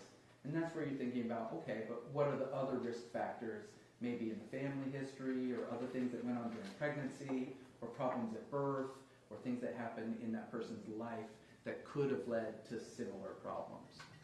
Now, when you're looking at those other things, is it possible to have what they call, like, I guess it's comorbidity, or have more than one thing, or is this does this exclude other diagnoses? No, in fact, we expect other diagnoses, and the research at our clinic suggests that if you come see us for an FASD diagnosis, you're 3 to 7 times more likely to have other major risk factors that could be impacting your brain. And so sometimes we say that FASD is like a adversity magnet, or the hits keep coming, which is that unfortunately we see high rates of other comorbid, meaning co-occurring diagnoses. So it's really common to have more than just an FASD diagnosis. What type of professionals are involved in diagnosing FASD? Is that an individual or a group, or how does that work? It can be done as a solo provider sort of thing, but it's better when you have other professionals in the mix. Mm-hmm. And so at our clinic at the University of Washington, there's me, but there's also a psychologist, and sometimes a speech language pathologist, or OT, occupational therapist, sometimes a social worker. So it's best done as a team approach, which in the sort of legal setting usually means that there's other experts like psychologists and speech language pathologists or brain radiology specialists. And so I take what they find and use it to come up with my medical diagnosis. And your diagnosis, like you said, is medical, from the medical perspective. Correct. Let's talk, if you're ready, about prenatal alcohol exposure in Tanner's case. Sure. What's your evidence that he experienced significant prenatal alcohol exposure? Right. So his mother, Melissa, in a sworn affidavit, said that she was 19 when she became pregnant with Mr. Horner. And she was about 8 to 9 weeks along before she knew she was pregnant. Before she learned she was pregnant, she would drink to intoxication on numerous occasions. And she would drink Jack Daniels and Coca-Cola all night. She then said that once she found out she was pregnant, that she stopped drinking alcohol, but she continued to smoke cigarettes and also use some cannabis to manage morning sickness. And what does that mean for Tanner specifically? That, unfortunately, is a high-risk prenatal alcohol exposure for the reasons we were talking about. Those first 8 to 9 weeks are when those crucial foundations of your brain architecture are getting formed, when those nerve cells are most vulnerable to alcohol. And that pattern of drinking to intoxication, drinking Jack and Coke all night, that's a high-risk level of alcohol. And so it's this pattern of drinking that studies show is most likely to cause fetal alcohol impacts. And if you look at the studies for this pattern of drinking, about 40% or more of kids born from a pregnancy like this may have some of those FASD impacts. Now, can we, let's go back to our diagnostic criteria. You said you got prenatal alcohol exposure. What about growth deficiency? How does that relate to FASD first? Yeah. So growth is interesting. We see growth problems in about 1 out of 3 folks in clinic. If you see growth deficiency, that person's brain is 2 to 3 times more likely to be impacted by alcohol. So it's meaningful if you see it, but most of our patients don't have growth problems. Now, what about Tanner? Did he show any growth impairment? From all the records I reviewed, he did not have growth problems at birth or since. So he did not meet the growth criteria. And you talked about the original diagnosis, the FAS, with physical facial features. How did they help you diagnose FASD? For the facial features? Yes. Yeah. The facial features are interesting. If you have them, and you have to have all 3 of these pretty subtle facial features, it's pretty much only alcohol that does that. But we know from studies that there's really maybe just 1 or 2 days early in pregnancy where those facial features get created. So most of the folks that come see us in clinic, they don't have those facial features. Less than 10% of them do. So basically, it can matter specifically what day you drank on. Pretty much, it's day 19 or 20 of a human pregnancy. And you said, did you already say how common are those facial features among patients you see? 9% have the full face of fetal alcohol syndrome. And Tanner does not have those. He does not. The other criteria we talked about was, I guess the next one. What evidence of brain damage do you look for in an FASD evaluation? That's where, again, we're looking for, is there any structural evidence of brain damage? And that alone could get you to an FASD diagnosis. But we also really want to look at how the brain is functioning, right? And so when we're looking at the kind of scoring how impacted the brain is, we're looking at structural stuff and we're looking at functional things. Now, we've talked to other experts about diagnoses being based on deficits. So is your diagnosis based on what's wrong with the brain and not necessarily what it does well? Yes, it's the same here. In fact, we really expect an uneven pattern in FASD where you can have some deep impairments or deficits, but also some skills that are more normal. And how do you determine structural evidence of brain damage? That's where in clinic, you know, the easy way is to take a head circumference. If you have kids, you might remember us doing that when they're young. That tells you how well the brain's growing. That was not present in the records I have for Mr. Horner. Sometimes we have the benefit of neurodiagnostic imaging, and I think you've already heard about that, but like an MRI or a quantitative EEG or a PET scan, these are ways that help us look at the brain structure and function.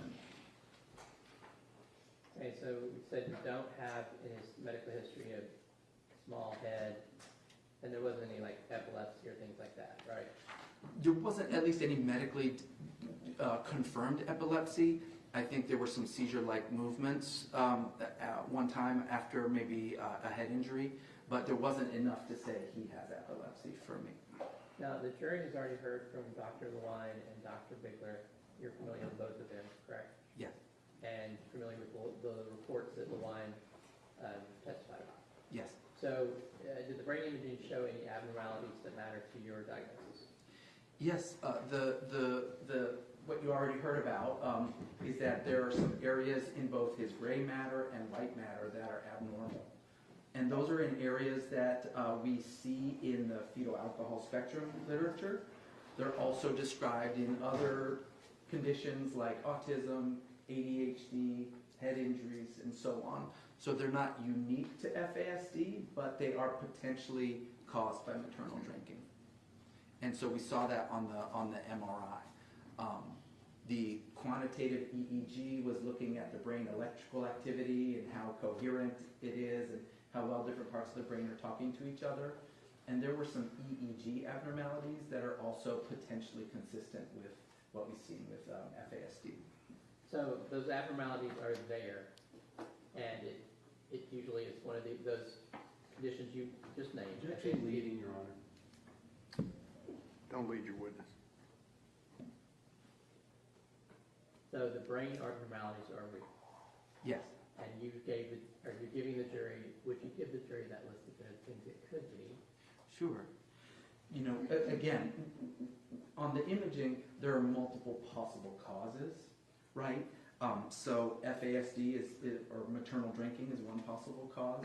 But if you look at the literature for autism and ADHD and severe mood disorders and head injury, you can see some of those same areas of the brain being potentially affected. And that is why you do further work to do your evaluation? Yes. Okay. So did you also look at the PET scan performed on Tanner? Yes. Did that reveal anything useful to your diagnosis? He did have abnormal brain metabolism where some areas were working too hard and some areas were not working well enough. And those were areas that support memory and attention and the emotional regulation of your behavior and social understanding. And in fact, a lot of those other areas that we just talked about influence how well you do with those skills too. So what I found striking about the neurodiagnostic evidence was it lined up quite neatly with the things that have been challenging for Mr. Horner in his life and on the sort of functional testing that he's had. Let's move on to that then. What functional evidence of brain damage do you look for in an FASD evaluation? Sure. There are levels. You might remember that there's a severe brain dysfunction and then there's a mild to moderate range. And so what we're looking for when we're looking at scores, and these are when people see a psychologist and have a day or two of testing and get a lot of standardized test scores. If you have scores that are below the 3rd percentile, meaning that like 97% of people do that better than you, we call that a significant impairment. If you have skills that maybe 85% of the population does better than you, we might call that an area of concern. So in our FASD clinic, that's what we're looking for, is how many domains or areas of brain function are significantly impaired, and then how many are more areas of concern, and then to make it a little bit more complicated, sometimes something will be borderline, which is very close to a significant impairment, but not quite. So borderline means between severe and mild moderate? Yes. Okay, so it's not below it. Yes, exactly. All right, so have you identified areas of brain dysfunction for Tanner? Yes. Can you tell me about let's start with the brain domains of significant impairment.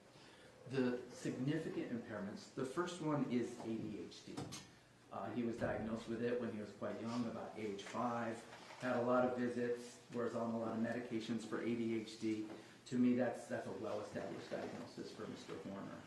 And it sticks out to us because we see a ton of ADHD in our clinic. We know that half of kids born to moms who drink heavily end up with ADHD, but it's usually ADHD plus. ADHD is the first stop on the diagnostic train that sometimes leads folks to come see us. And so ADHD is definitely considered an area of significant impairment for Now, us. if you have a patient who's on the FASD under that umbrella and has ADHD, is that more difficult to treat? Yes, we still use some of the same medications and treatment approaches, but they're not as successful as if you have more garden variety or genetic type of ADHD. And whereas folks with more routine ADHD, often things kind of get better as you get older, with folks with FASD, things often get more challenging in adulthood. And what other area of significant impairment for Tanner did you identify? He has a diagnosis of autism spectrum disorder, and I think you'll be hearing from some experts about that, but he was diagnosed young with that and continues to have it. And so we consider that the domain of social communication. He's also had some testing by a speech-language pathologist who's done testing of his language and found that he also has some severe impairments in his higher level use of language. So I put language and social communication together as an area of significant impairment. Now we had, I think Dr. Wine and Dr. Bigler both talked on about the neural networks that affect language, and then the jury has heard from Dr. Fritz already too. Oh, great. And that's kind of what you're talking about. Exactly. how Dr. Fritz's evaluation, yes, Sure. led to that. And would you agree with them that the brain basically controls behavior? Now, what about areas that are borderline? Right. So one is that on his IQ scores, he has what we call significant splits, which is when you have a big gap between one type of intelligence and another. And in our clinic, if we see an unusual difference between those intelligence skills, we'll sometimes call that an area of significant impairment. And his splits were significant, and they were between his verbal abilities and his nonverbal abilities, as well as his verbal and nonverbal intelligence and his processing speed. So some big gaps there, a very uneven pattern on his IQ. Sometimes in clinic we would call that a significant impairment, but I was cautious and labeled it borderline because I essentially didn't want to double dip, and I knew that his ADHD could affect those gaps, and I also knew that his language impairments might explain some of those splits. So that's why I called it borderline. Now, the IQ testing, that's not testing that a pediatrician performs either? No, that's a psychologist. Okay, and so you relied on data from a neuropsychologist for that? Yes. All right. And I just want to clarify too, we put your original report into the record, and then after you received Fritz's report, did you do an addendum? Yes. And what did that make the changes you talked about? You know, it didn't change his overall diagnosis at all, but when I got more evidence for the autism and the language, that moved up to a clear area of impairment. It had been borderline before, and that's when I cautiously moved the splits down to borderline. So they swapped. Did we have other areas of borderline impairment? Yes. Tic disorder. He has described certain tics, and I saw some during my evaluation, and I believe Dr. Ryan was just testifying, and she may have mentioned a tic disorder as well. That's significant for us because tics are neurologically based. So when people have a tic disorder, we may give them an area of impairment for that. We know that tic disorders are about 5 times more common in folks with FASDs. And we also know that folks with tics are also more likely to have mood disorders like depression or anger episodes or meltdowns such as have been described for Mr. Horner. And I apologize, did you have a slide you wanted to show on the IQ splits first? It's hard to see here. Is this what you're thinking about? That's what I'm thinking of. Yeah. And can you tell us who prepared that slide? So the neuropsychological testing was done by Dr. Kaufman, and the graphing was done by a colleague, Dr. Connor, who does a lot of FASD psychology work. And I'm this, not asking you to go to detail because it's hard to read, like you Yeah. said, but basically, what does the green line represent there? sure. The green line is average for the general population. And then what's the red line representing? That represents more than one standard deviation below the mean. That gets you into the area of concern range. That's at about 80, when you're in the 16th percentile or below. And when you answered before that these kind of vary, is that what you're seeing here? This is what we call in clinic a very spiky profile. He has some unusual differences in his IQ, which you can see there on the left. And you can see that some areas of brain functioning, he's got some normal things, right next to some areas that are, in the area of concern or significant impairment range. And some things that aren't on this are his diagnosis of ADHD, and also Dr. Connor didn't yet have Dr. Fritz's report, so you'd be seeing some lower scores for language there if it were on there. Now, what other, do we have any other borderline areas of concern? The IQ splits and the tic disorder are the borderline domain. And in the other domain, what do we have? So for areas of concern, and again, that's generally if you're in the bottom 16% of ability, there were some of his executive skills that were lower. He definitely had some learning and memory scores that fell into that area of concern range, particularly short-term memory and facial memory. He had some visual perceptual skills that were in that area of concern range, and his fine motor abilities were also in the area of concern range. And overall, is Tanner's profile consistent with FASD? Yes, all the things that we've been talking about, we see all the time in clinic, including that uneven, spiky profile. And which diagnosis specifically are we talking about for Tanner? Sure. He has those two areas of significant impairment and two borderline, which means he's very close to the threshold that would get you to that severe brain dysfunction, where we require 3 areas of significant impairment.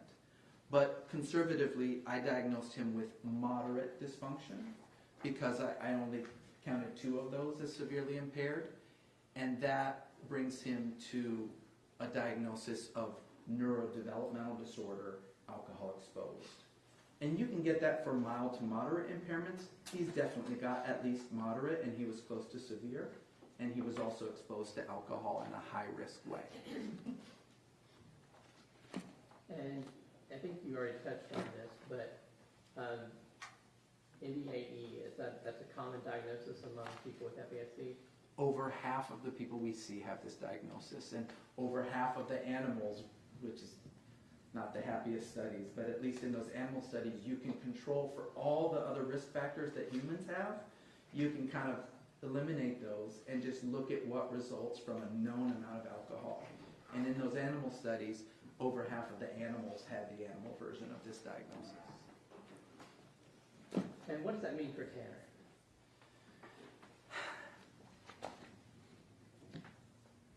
Neurodevelopmental disorder, alcohol exposed, is a tough diagnosis to have. You don't have the physical features that might flag the attention of a pediatrician early on, right? So he wasn't tiny at birth. He doesn't have those facial features. So folks who don't have those facial features have later diagnosis. You might also be thinking, well, moderate, that sounds pretty good. He's going to do fine. But when we followed folks with this moderate brain dysfunction over time, we actually find that they're less likely to get appropriate diagnoses. They don't get often the supports they need, especially when they're trying to transition to adulthood and leave the nest and so on. And yet they're people that need those supports. And we've kind of looked at, we generate a lot of recommendations from clinic. And when we look at folks with this diagnosis, they get the same amount of recommendations as folks with more severe brain dysfunction. You also, might think that mild to moderate, that brain's probably okay. But when we do similar imaging studies, like Mr. Horner's had, we see that over 40% of people with this moderate diagnosis do have evidence of brain damage. So it is brain damage, and it does need help. And unfortunately, that help often comes later, if at all, because it gets missed. Now, we talked about part of your process is a differential diagnosis. Can you explain that again and kind of let's walk through that in this case? Sure. I think I've got a slide for that.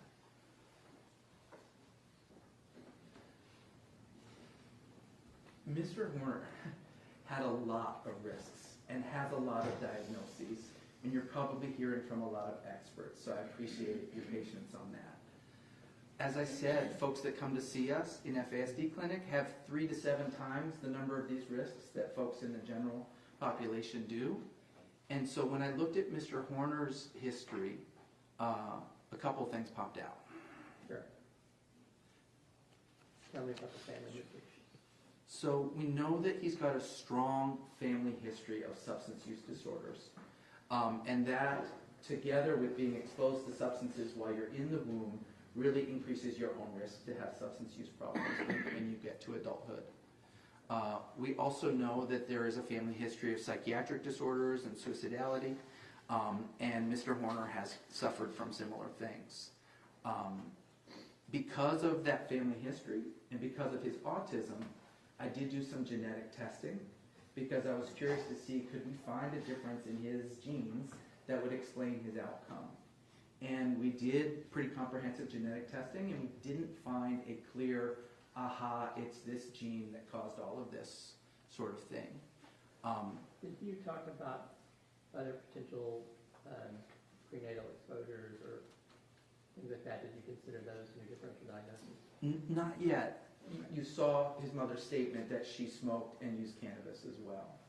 And when you look at all the things you could use during pregnancy, unfortunately, alcohol is common and legal, and it's the worst thing you can be exposed to. But those other things have risks too. So if you smoke during pregnancy, it can increase the risk for ADHD or antisocial behaviors. If you use cannabis or weed during pregnancy, it can affect your executive skills like planning and organizing. Also can affect your academic achievement and your risk for using substances yourself. But they are present, but not generally as dangerous as alcohol is here. And what other differential diagnoses did you consider? Sure. Another one that really jumped out as a prominent risk factor is that Mr. Horner's, and may I ask, has the jury heard about that Yes, yet? Dr. Speck has testified already, so they'll be familiar with that. If you just want to Sure. act as if you had a conversation about it already. All right, great. So you heard about lead. You know that his bone lead level was 24 times higher than other folks his age. And if you calculate back to what that would have been when he was a kid, that looks like a level of almost 30. That's really high. The lab flags a level of 3 for me. So his level as a kid is estimated to be about 10 times that. And I can tell you, I've been doing pediatrics for 23 years. I can think of only, and I order a lot of lead levels, I've only seen one result that high, and that was a child adopted internationally where there was a lot more lead. So for me, that was a significant risk factor because that amount of lead can impact your IQ, can impact ADHD-like symptoms, and unfortunately is linked to delinquency, aggression, and explosive tempers. So lead was a significant feature of his history for me.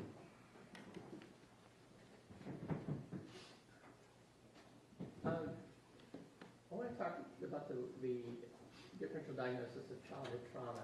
Why does that matter? I believe Dr. Bigler mentioned trauma actually affecting the structure of the brain itself, this neural network. Can you tell me about that, please?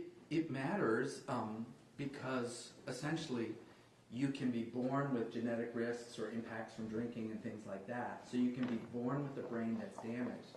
But then there's further damage from neglect, abuse, and other adversity or other traumatic experiences in childhood.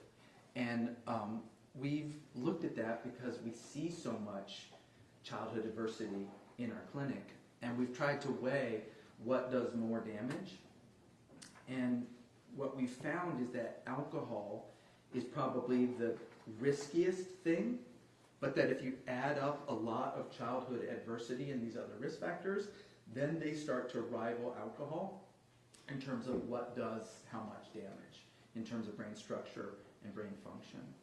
And so Mr. Horner's childhood adversity, which was very significant, added additional risk and added additional damage. Okay, now next I want you to talk about ASD and FASD because I've asked you about you have both, and I guess there's different ways of identifying them, different ages they get identified, and maybe different support you could give for those. You can absolutely have both fetal alcohol spectrum disorder and autism.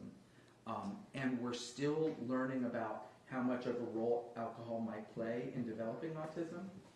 We know that autism is primarily genetic in terms of the risk factors, but we know that there's other things during pregnancy that can increase the risk that someone's going to have autism. And what I can say is that from our clinic stats, if autism is about 1 to 3% of the population, well, folks that come see us, 10% already have an autism diagnosis, and 10% get referred for further evaluation. So it does seem like there might be some impact of maternal drinking, and there's also certainly some overlap in symptoms between autism and FASD. Did you also look at potential brain injuries in Tanner's case? Yes. And how did you factor that into your differential diagnosis? He's definitely had some head injuries. He got stitches at age 4. He unfortunately tended to hit himself in the head when he got really upset or was having a meltdown as both a child and an adult. He's reported that at times he knocked himself unconscious from punching himself in the head. He was knocked out in his mid-20s, passed out, and then there was a suicide attempt that involved strangulation where he was unconscious for some amount of time. So he's had a number of head injuries that could have added, harm to his developing or young adult brain. And did you consider Tanner's substance use in your differential diagnosis? I did, and when I do these forensic legal evaluations, we hear about a lot of substance use that often starts very early, middle school or before. And so Mr. Horner did use substances, but for me it was lower risk compared to other legal cases like this. He tended to prefer cannabis or weed and did use, a lot of that. He also used K2 or synthetic weed from about 18 to 23, and also has used some other things, but maybe not as much. So MDMA and psychedelics were things that he used sometimes, and more recently, before the instant offense, there was use of cocaine as well. Did you have a chance to review mental health records for Tanner? Yes. And how did that factor into your differential diagnosis? There was a lot there. There's depression, there's anxiety, concerns for bipolar, self-harm, suicidality, suicide attempts. And we know, unfortunately, that when you're going through life with disabilities and the risk factors that he's had, and the childhood that he had, and the family history that he's got, that we really unfortunately expect to see a lot of that. So in young adults with FASD, with his kind of risk factors, we expect to see those. But I don't think that those mental health diagnoses better explain, what we see on his testing.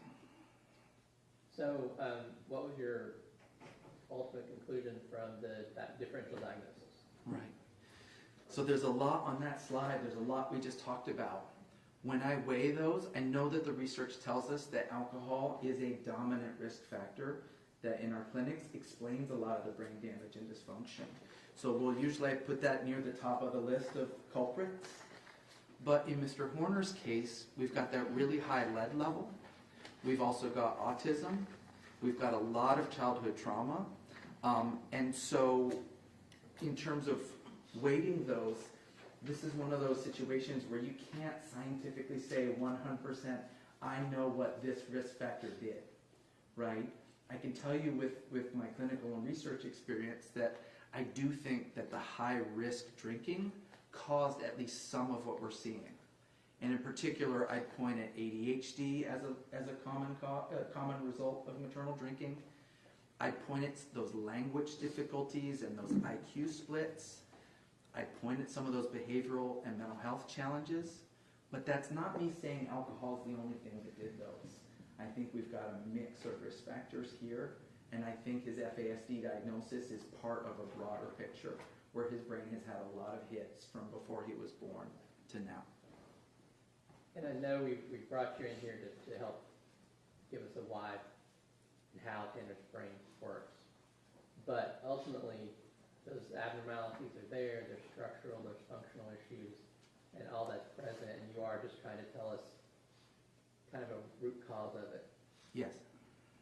That approach, Sean? Yes.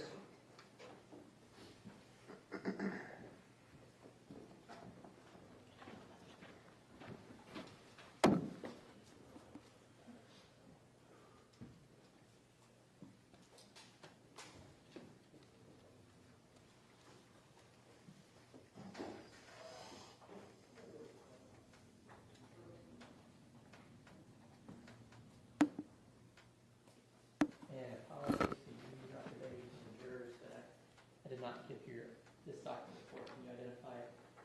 This is Defense Exhibit 8. Yes, that's the addendum. And I would move to admit this. Let me check.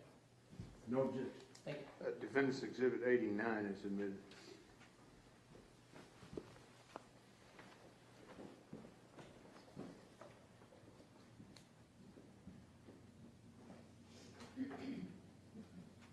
I have nothing else here. I'll pass this.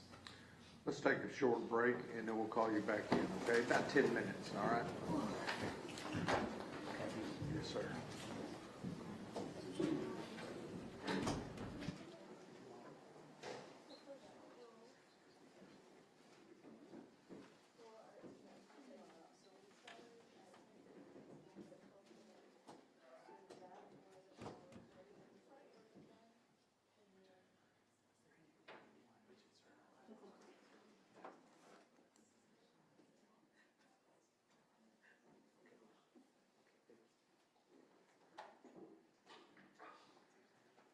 All right, 10 till 3, everybody, 10 till 3.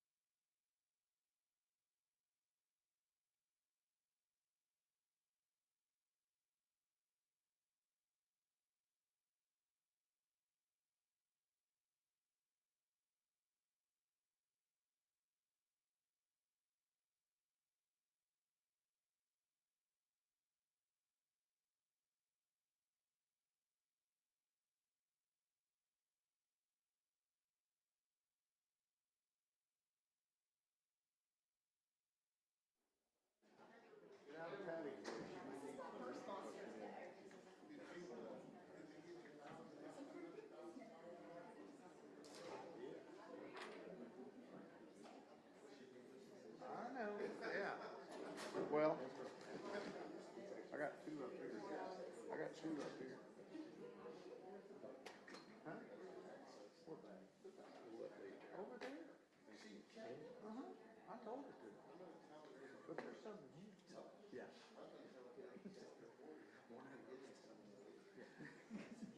Go, yeah, do that. See if she does. All right. Both sides ready for the jury? Well, I lost Carrie.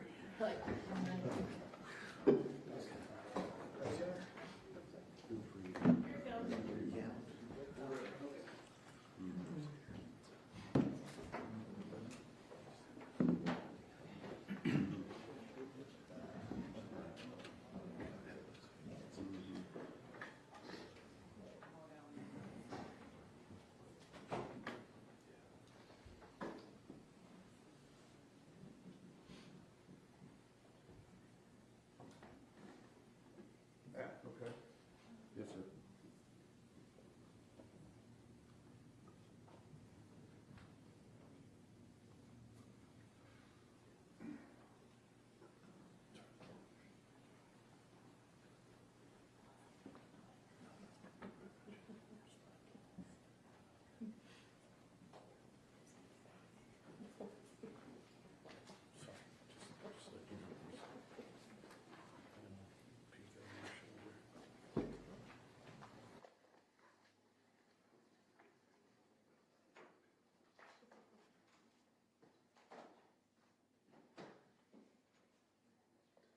Y'all want to sit down if you see him coming?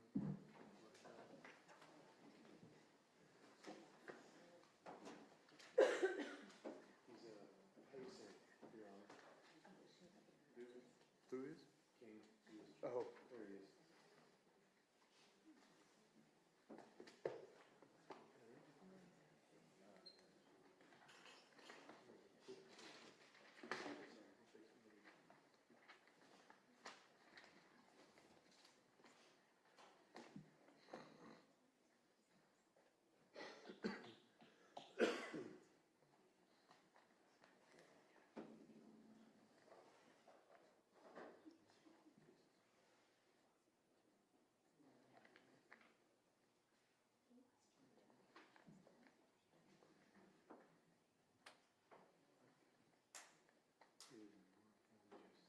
I do have it on flash drive.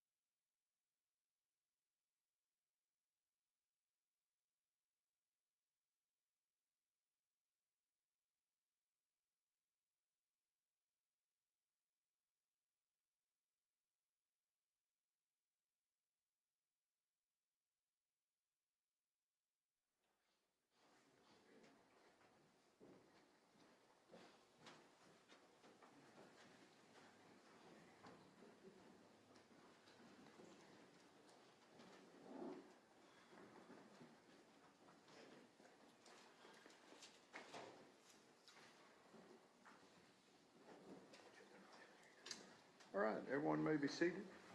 Cross-examination, Mr. Berry. Thank you, Ryan. Good afternoon, Dr. Davies. Good afternoon. Welcome back to Texas. Thank you. You've been down here a couple times, correct? Yes. You've recently testified on capital murder, correct? Yes. Here in Tarrant County? Yes. And at that time, I think you were more testifying in your expertise related to adoption services and things like that. It was both. There was FASD question and international adoption questions. Understood. So I want to talk to you about kind of what you know about this case and where you know it from, all right?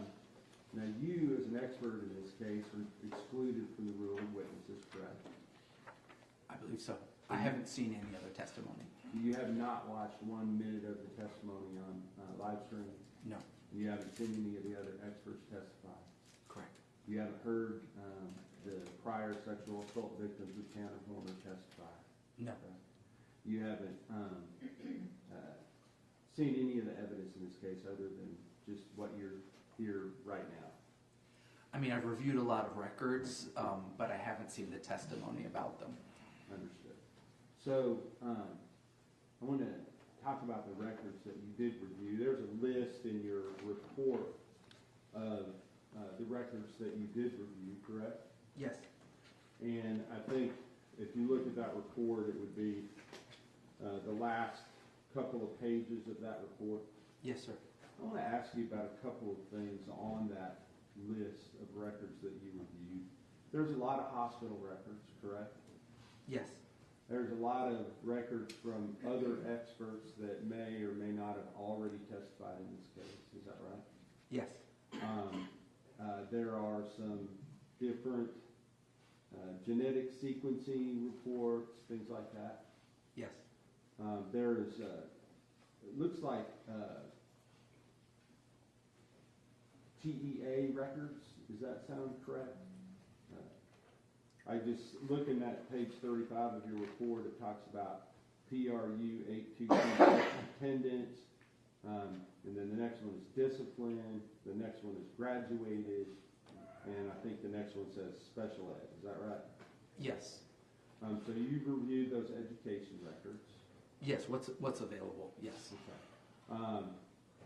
Is that where you got all of your information, from the actual records themselves, or did you have other sources of information that you were relying on in making your conclusions in your report? I would say that the records reviewed here and then the additional records in the addendum, plus I recently received Dr. Ryan's report, plus my interview and examination with Mr. Horner. That's where I got my information. Well, in those records that you reviewed, did you also receive something that was called a social history? Yes.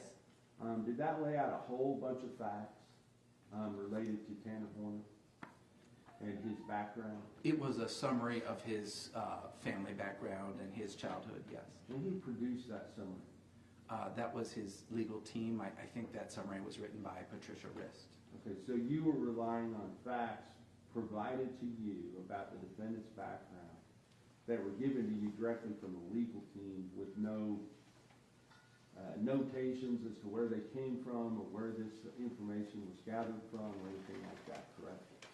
I think that the point of that document was to summarize the really extensive documents in this case, and so I would say that for most of the things I might have gotten from the social history chronology, there were also primary sources or other records that I relied upon as well. Understood, but in your notations, you cite to this numerous times, this social history that was provided to you by the defense in this case, correct? Yes. And so, if there were things left out of that social history that were relevant in this case, you would not have known about those things, is that correct? Well, I might have known about them from interviewing the client or the thousands of pages I reviewed of other documents. But if it wasn't contained in those documents and it wasn't provided to you by the defense, you wouldn't know about it, is that right? Most likely, yes. Okay. And so let's talk about your interview of the defendant in this case. Kind of tell us, how you set that up, what were the logistics of how that took place? Sure. So this was in a contact visit room at the jail. The visit was semi-private. I think they monitor with the CCTV, but I don't think other folks were listening. I was introduced to the client briefly by one of his attorneys, but then it was just me and Mr. Horner. Mm-hmm. And we spent about 2 hours and 45 minutes together that included my medical interview as well as my physical exam and taking some photographs. Okay, so you did a medical interview. Mm-hmm. The medical interview, you're just going over medical history, is that right? medical history, what he recalls of his childhood, you know, looking to see how his memories match up with the rest of the record, asking about what he recalled of his school experiences, his mental health, his substance use, that sort of thing. Were you ever given any records as to what actually occurred in this case? Yes. Okay, can you tell us what records you had regarding what actually occurred in this case? They are in the back of my addendum, and there was a lot of material, I believe, from your office that I reviewed as well. Tell us what kind of materials you're talking about. That was the video and audio from the truck, as well as some breakdowns of that. And I think there were some timeline summaries from your office as well. And on those items, did you watch all of those? Yes. Okay. And did you watch, what you were provided, did that include only the day of the abduction, murder of Athena Strand, or did it include all 5 days of videos that were available for you to be able to review? I know that there was material from before and after the offense. I don't know if I have all of it that your office has, but I know there was material from before and after. So, for instance, were you aware that the defendant had covered up the video showing what the van could see forward, looking forward, prior to the date of the abduction, kidnapping, sexual assault, and murder of Athena Strand? I recall sometimes where he covered the camera. My impression it was because he wanted to smoke or do something around the vehicle, but I'm not sure if I recall what you just said. Well, I guess where did you get the idea? Objection, Your Honor, relevance. This doesn't have anything to do with this diagnosis. Where you headed? I'm trying to figure out what he has reviewed and what he knows about this case. Okay, just asking. All right, so you've reviewed the days before, so you're aware of what took place in those days. It may be incomplete, but I did see some stills and video from before. Okay. And then as far as the days after, as far as what he did on those days after in those videos, meaning December 1st, December 2nd, the day he was arrested, did you review those as well? I don't know that I reviewed everything that you have. I recall a little bit of material from after the event. Okay. And I just want to lay the groundwork because I want to talk about how his NDAE and the comorbid other things, that risk factors that I think you listed out, may have been on display or not during the facts of this case. All right? Sure. Does that make sense? Yes. All right. So let's just talk about, first of all, your diagnosis. Because ultimately you made a diagnosis that boils down to one sentence. And then the other things are related to more of the comorbid or the, what do you call it, the differential diagnosis. Is that right? I mean, a diagnosis is generally pretty short, so if we boil it down to the diagnosis, it's 4 words, but I did write a pretty long report. Now, I understand. But a lot of that was talking about other things other than fetal alcohol syndrome or fetal alcohol spectrum disorder, correct? Yes, I tried to be comprehensive and look at the other risk factors. Understood. And then, so let's talk about your diagnosis. I believe that the bottom line diagnosis, which is contained right there on page number 1 of your report, was that, in my opinion, to a reasonable degree of medical certainty, that Mr. Horner has neurodevelopmental disorder, alcohol exposed. Is that right? Yes. All right. Now, that is not fetal alcohol syndrome, correct? Correct. So, to a reasonable degree of medical certainty, you can testify to this jury right now that Tanner Horner, the defendant in this case, the person who has been pled guilty to killing Athena Strand, did not have fetal alcohol syndrome. Is that correct? Correct. All right. Secondly, there's another level before you get down to the level of NDAE, and you called that static encephalopathy. Is that right? Yes, SEAE. yes. And Tanner Horner does not have SEAE, correct? No, as I testified, he came close to it, but I judged him to have the more moderate brain impairment. And to a reasonable degree of medical certainty, you can testify to this jury right now under oath that Tanner Horner did not have severe brain damage, correct? Or severe brain impact. Yes. Okay. So let's get down to the actual diagnosis. Now, of the three diagnoses that you're talking about, although it is the most common, it is in fact the least serious as far as brain impacts go among the different things that are listed under the umbrella of fetal alcohol spectrum disorder. Is that right? If I can quibble with you, it does involve a lower level of confirmed brain dysfunction, but as I was testifying on direct, people who have this diagnosis may fare worse in life because they go through life with that invisible disability. Do you think, based upon the record, that Tanner Horner's disability was invisible? He had a lot of interventions, don't you agree? He received interventions for autism and ADHD. I think the FASD part was missed. Okay. And Go ahead. may I finish? And I noted that he received interventions at school and sometimes in mental health, but I don't feel that he had the level of support and structure he needed at home, which is maybe the most important of those three. And I understand that at least after the 6th grade, would you agree that he had a fairly stable home life compared to people that have this same sort of dysfunction? Would you agree? I think things got a lot better for him in 6th grade when he was essentially permanently with his grandmother and Bill. But I know that his mother was coming in and out of his life and that there was a fair bit of chaos with that was difficult for him. But you would agree that he had stability compared to a lot of people that you see that have these type of disabilities. Would you agree? Yes, from 6th grade on, things did get better. So, knowing that, let's just go into the idea of the different, the areas of significant impact. Now, you talked several times about ADHD, and what does that stand for? Attention Deficit Hyperactivity Disorder. And do you have some experience with that? A lot. Okay. Personal and professional?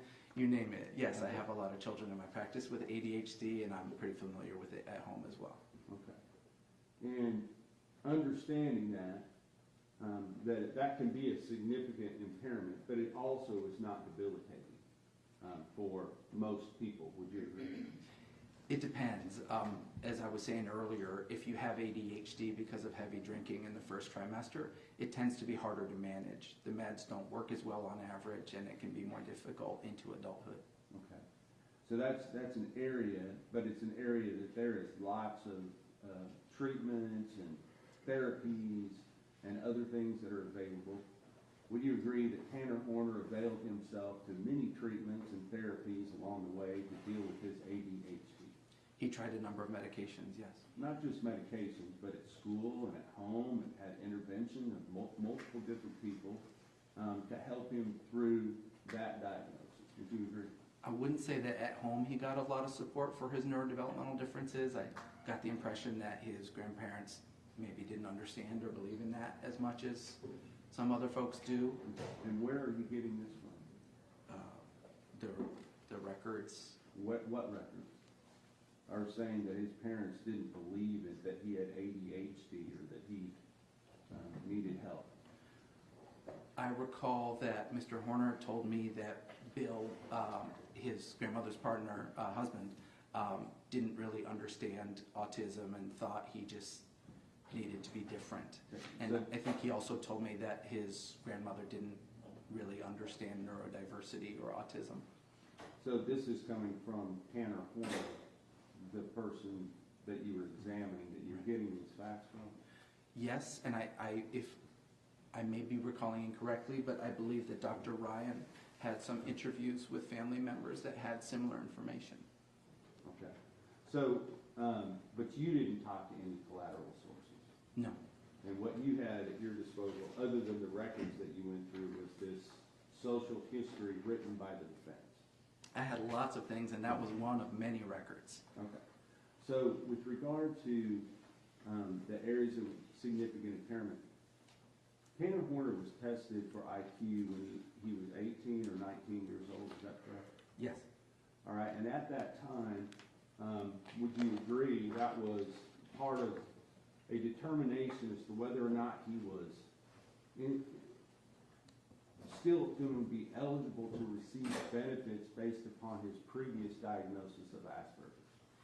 Yes, it was a social security disability evaluation.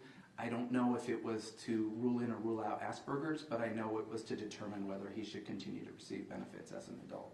And you also know that as a result of that examination, at that time, that the United States government decided that Objection, testifying. Let me hear the question. do you know as to whether or not his benefits were denied based upon that evaluation? I did read that evaluation, yes, And were they denied? they were. So he had been receiving benefits up until a certain period of time, and then after the evaluation that was done when he was 18 years old, the benefits were no longer available to Mr. Horner, correct? Yes, and I have to say that was a very Objection, inadequate. non-responsive. With regard to that, at that time, there was a report issued by Dr. Cleves regarding her examination, correct? Yes, And you had that as part of your, part of what you had available to make your determinations, correct? I did. And in that report, would you agree with me, do you have that with you? Not on me, I have, no. Well, I'll just ask you, if you have any quibble with what I'm saying, I'm gonna ask you to tell me, all right? That as part of that, he had a full-scale IQ of 102, is that right? I do have that data, so I'm just gonna double check.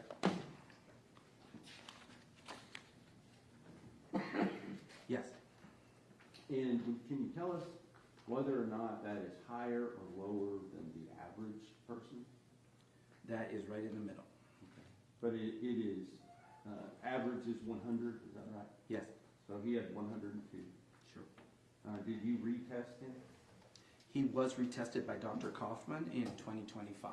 Okay, so since between the time of this offense and today, he was retested again, did his IQ go up or down? The trouble with the summary score is the significant splits I talked about. Objection, non-responsive, Your Honor. All right, can we approach?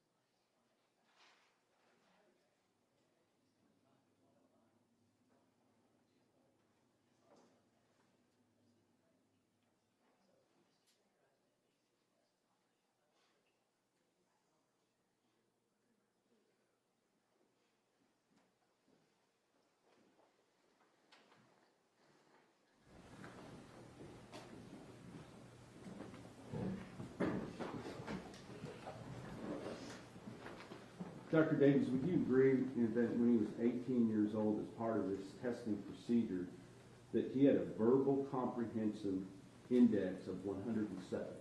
Yes, And now we've talked all about the fact that Tanner Horner can't understand what anybody's saying to him or what the nonverbal cues or anything else. Is that verbal comprehension index indicate that to you? no. Okay. Is that higher or lower than average? 107 is just above, right above average if you include the standard error of measurement, which is about 5. Okay. And on that same test, he had a perceptual reasoning index of 113. Is that right? Yes. Is that higher or lower than average? Higher. Now, I realize that he had some other indexes that were lower. Working memory index of 97. Is that right? Yes. Is that still within the normal range of plus or minus from 100? Yes. Okay. And then the only one that he had that was lower than the normal range was the processing speed index. Is that right? Yes, that was 81, which was a very large split between that and his verbal and nonverbal intelligence scores. And you're saying that the fact that he had verbal comprehension index of 107, perceptual reasoning index of 113, but only processing speed of 81 is an area of significant concern for you? Yes, because those are unusual splits. Seen in if we see a split that's seen in less than 3% of the population, and if it's a split that is commonly seen in fetal alcohol impacted patients, we do consider that a significant finding. Okay, so significant to you in that you are taking that into consideration as to whether or not he's been impacted by fetal alcohol. Is that right? Significant in that way, and just statistically significant. These are unusual splits. I understand they're unusual splits, but what I'm saying, you're not saying it's significant as to his behavior per se, just as to whether or not he's been affected by fetal alcohol. I think that if you have significant splits and they are part of an FASD diagnosis, then yes, that diagnosis is significant to your behavior. Let's talk about Dr. Kaufman's report, because I don't have that in front of me. What kind of verbal comprehension did he have with Dr. Kaufman's? Well, first of all, what was his full scale IQ with Dr. Kaufman? A full skill IQ is listed. What but is it? It's 103. Okay. I understand that's within the standard deviation of normal now. Is that right? Yes. All right. So he had normal IQ. Still 1 point higher than what he tested before. Is that right? I would have to say not really. Okay. Well, what was his verbal comprehension index on Dr. Kaufman's? 98. Okay. So it dropped from 107 to 98. Is that right? Yes. Okay. Does that indicate anything to you? Not a lot. They were different. There was the 4th edition and the 5th edition, and you can see some score variation like that. Is that sometimes also accountable to something called malingering? It could be, but I didn't have any indication of malingering on the malingering test that Dr. Kaufman did. Well, I'm asking you as a medical doctor, is the fact that this person's IQ is tested, and then later after they've committed some type of horrible crime, it tests almost 10 points lower, can that be evidence of malingering to you? I'll leave that as it could be. Okay. What about his perceptual reasoning index? That one, sorry, he had a visual, in this edition it's called the Visual Spatial Index, and there it was 122. Okay, so that went way up. Is that right? Which would argue against malingering, yes. Okay. So, I understand what you're saying, it argues against malingering, but it's drastically different from the other one. Yes, on a different edition of the IQ test. Okay. So, what were the other indexes on Dr. Kaufman's report? The Fluid Reasoning Index was 105. Working memory was 106. Processing speed was a lot lower again at 89. Okay, so, but it was higher. It was 89 versus 81. Is that, could it be from the different tests? Is that right? Yes. But it's a lot closer to normal in that test than the other ones, right? Is that right? Yes, and again, I'm more focused on the very large and unusual splits. And I think you've explained that, but bottom line, the defendant has a normal, if not above average IQ. His IQ tests aren't normal because of the splits and the psychologists that I work with routinely wouldn't give a full-scale IQ when you have a large difference between the verbal and nonverbal IQ. That's But we just have- what I've been trying to share. We have two different psychologists, Dr. Gleaves and Dr. Kaufman, that both have given a full-scale IQ, is that right? Yes. Okay. So that was the next thing. Then those were the areas of significant impact. So ADHD and the unusual splits in his intellectual functioning test, but you amended that later, is that right? Right, with the additional confirmation of autism by multiple experts and the additional in-depth language testing from Dr. Fritz. So you moved that one down from significant impairment, the multiple splits one, to Yes. borderline, Correct. all right? And then you moved up Asperger's/autism spectrum disorder level 1 to the more significant level, based upon Dr. Fritz's report. No, not just autism. It's autism and language. And it was based on Dr. Fritz's report and the reports of Dr. Spence and Imhoff, who also diagnosed autism. Did you put a notation in your report that Mr. Horner's functioning in the domains of ASD or Asperger's was not clearly impaired on neuropsychological testing? I don't recall writing it that way. What I was communicating in my original report was that we had records of autism diagnoses during many years during his childhood, but unfortunately the original diagnosis records no longer existed. And so I could tell that he'd been receiving services for autism through the school district for the second half of his school career, but I didn't yet have the adult autism evaluations that I now have when I wrote that. So, based upon those other experts' reports that were later provided to you, then you moved that one from borderline to significant for you. Yes, with the confirmation of autism and the additional language impairments. Okay. And so, with regard to some of the, what you said, areas of concern, you listed motor tasks. And there were two things that you listed, correct? Yes, finger tapping and grip strength scores. You understand that this defendant pled guilty to strangling a 7-year-old girl successfully. Is there some type of grip strength issue there? We've all heard the video, and I'm sorry to say this, but it took a long time. So I don't think that the video really makes the point that you're trying to make. No, well, I'm not trying to make a point other than the fact that he had to use his grip strength in the commission of this crime. Would you agree? To some degree, yes. Now, you also said finger tapping. What kind of instruments does this guy play? Drums. Does it make sense someone would be tapping their fingers if they're a drummer? I think that the finger tapping task that the neuropsychologists use is different from what drummers do. You think it is or you know it is? Well, it's more about rapid finger tapping, and I think that drumming skills are more about rhythm and using more of your arm, is my impression of that test. So, we already talked about NDAE being the least serious as far as brain damage, I guess I would say. It's in the moderate impairments, yes. Now, let's talk about the other, quickly, talk about the other neurodevelopment risk factors for the defendant.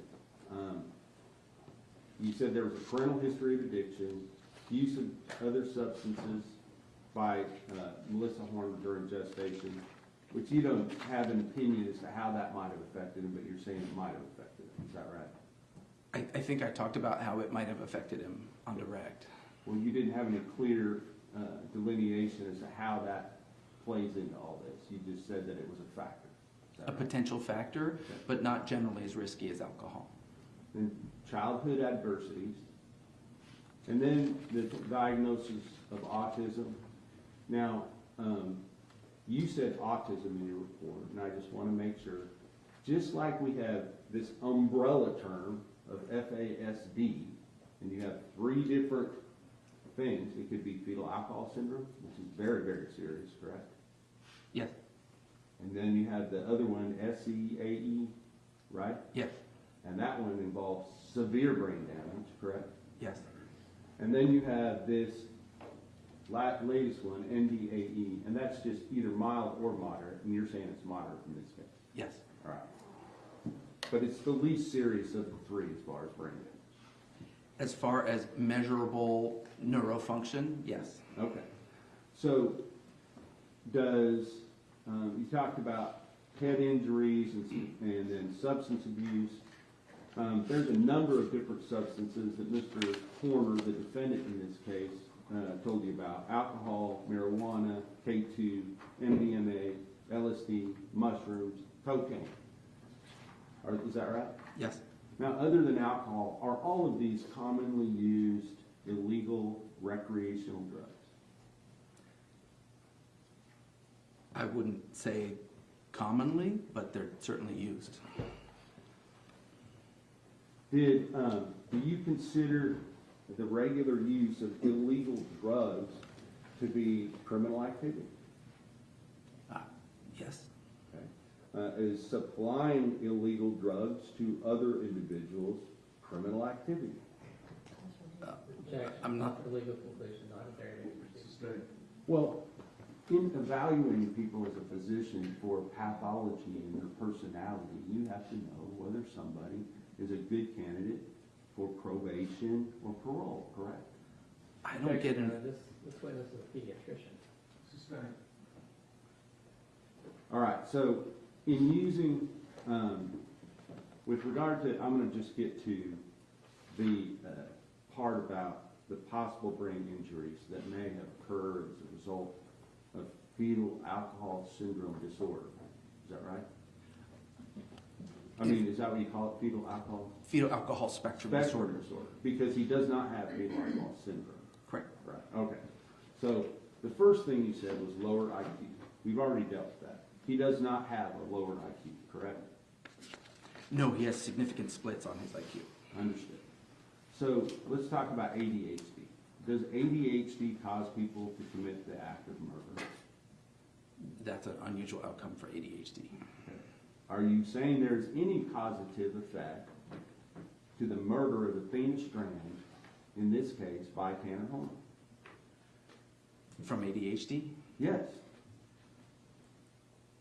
I can't use ADHD to explain what he did, but it's possible that impulsivity may have played a role. And that would have to be based upon the evidence in the case, correct? Whether it was impulsive or not impulsive. Judge, objection, legal conclusion again. I'll let him answer that. Yes, my consultative question was not what happened in that van. What it is, does he have a fetal alcohol spectrum disorder? And are people with ADHD able to have productive and fruitful and nonviolent lives? They are able to, yes. You also talked about language and social difficulties. You've watched the videos. Does it take language and social skills to convince an unsuspecting gas station attendant to loan him some cleaning supplies to clean up the Objection, Your Honor. van? Relevant. I'm sorry? Relevant, he's also calling for speculation and also calling for legal conclusion. Speculation is sustained. Okay. Would you agree with, on those videos, throughout them, all 5 days of it, that he exhibited multiple times of using his language and social skills correctly to accomplish goals that he wanted to accomplish? I didn't see a lot of evidence in that, in the videos. I don't think asking for towels is a high-level use of language or social interaction. What about calling your boss and making arrangements to make sure you still have control of the crime scene the next day? It uses language, but I don't know that that taps some of his deficits. Now, you talk about learning disabilities. He did have the diagnosis of autism. What are the specific learning disabilities that you saw in the education records? Have I talked about learning disabilities? Well, yeah, I believe that it was mentioned in your report? Sure. In my report, what was notable from his school records is that his first category of qualification was for autism or Asperger's, but his special education services were also under learning disorder.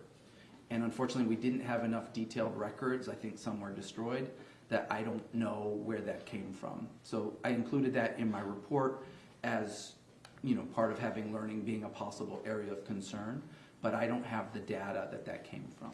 And you talked to Tanner Horner about that, and he told you that he didn't have any learning disabilities, correct?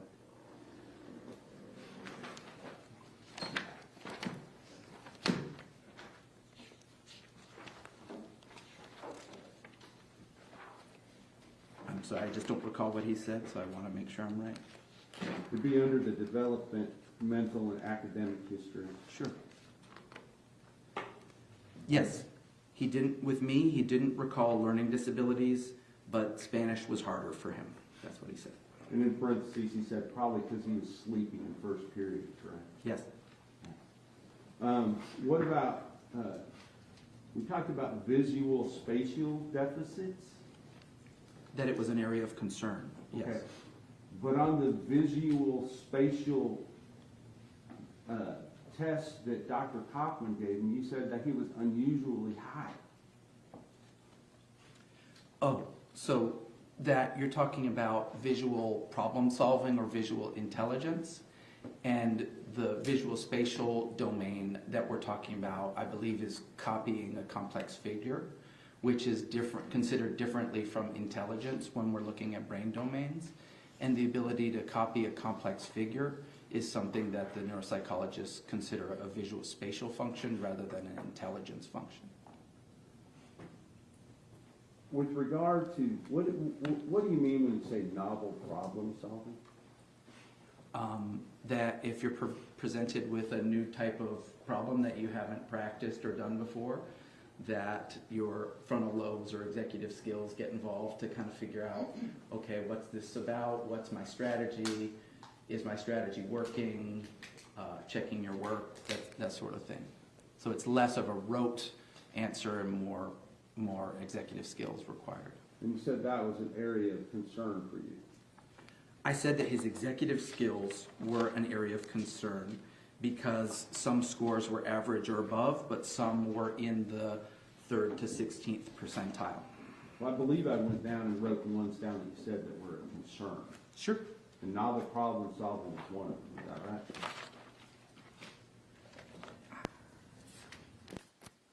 I think you might be getting that from the FASD background part of my report, where I'm talking about general areas of difficulty. Okay, so this is Yeah. not specific to Tanner Horn. No, he had other executive skills that were in the area of concern range. But novel problem solving was not one of Tanner Horner's problems, is that right? On the testing that I reviewed, no. And throughout this case, he's presented numerous different lies to meet different types of evidence as they came forward. Would you agree? I think so. I haven't reviewed as much of the police interview type of history of the case. Well, I mean, the fact that he told them that he backed into her and then freaked out because of his autism, that's a novel problem solving. Would you agree? It's an excuse that didn't hold up. But it was one that he tried. It was a way that he tried to solve that problem, correct? He did try to lie about what happened, and the video didn't back that up. And you're aware now that he's also saying that now he has a reason for covering up the videos because he was using cocaine. I'm not aware of that. Oh, I thought you said you had some indication that's why he was covering up the video. Oh, I thought he was smoking cannabis on one of those, but maybe I'm wrong. Well, you saw him smoking cannabis on one of those, correct? I think so. Yeah. So that was on the video, Okay. right? There was never any cocaine on the video. Would you agree? Not that I recall, but smoking cannabis on video isn't great problem solving. No, I understand that.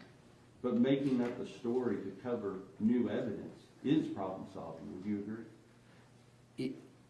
It's lying or it's problem solving, and I think we're here today because it wasn't effective. The last thing I want to talk about is zero, because you're, as a physician, you know what malingering is, correct? Yes. And that is making up some type of psychosis as an excuse to mislead or gain some favor with the police. Is that right? Objection, Your Honor, testifying. I don't think any of the experts have defined malingering that way. Well, you define malingering. Malingering is either exaggerating psychiatric symptoms for gain or faking bad on neuropsychological testing, things like that.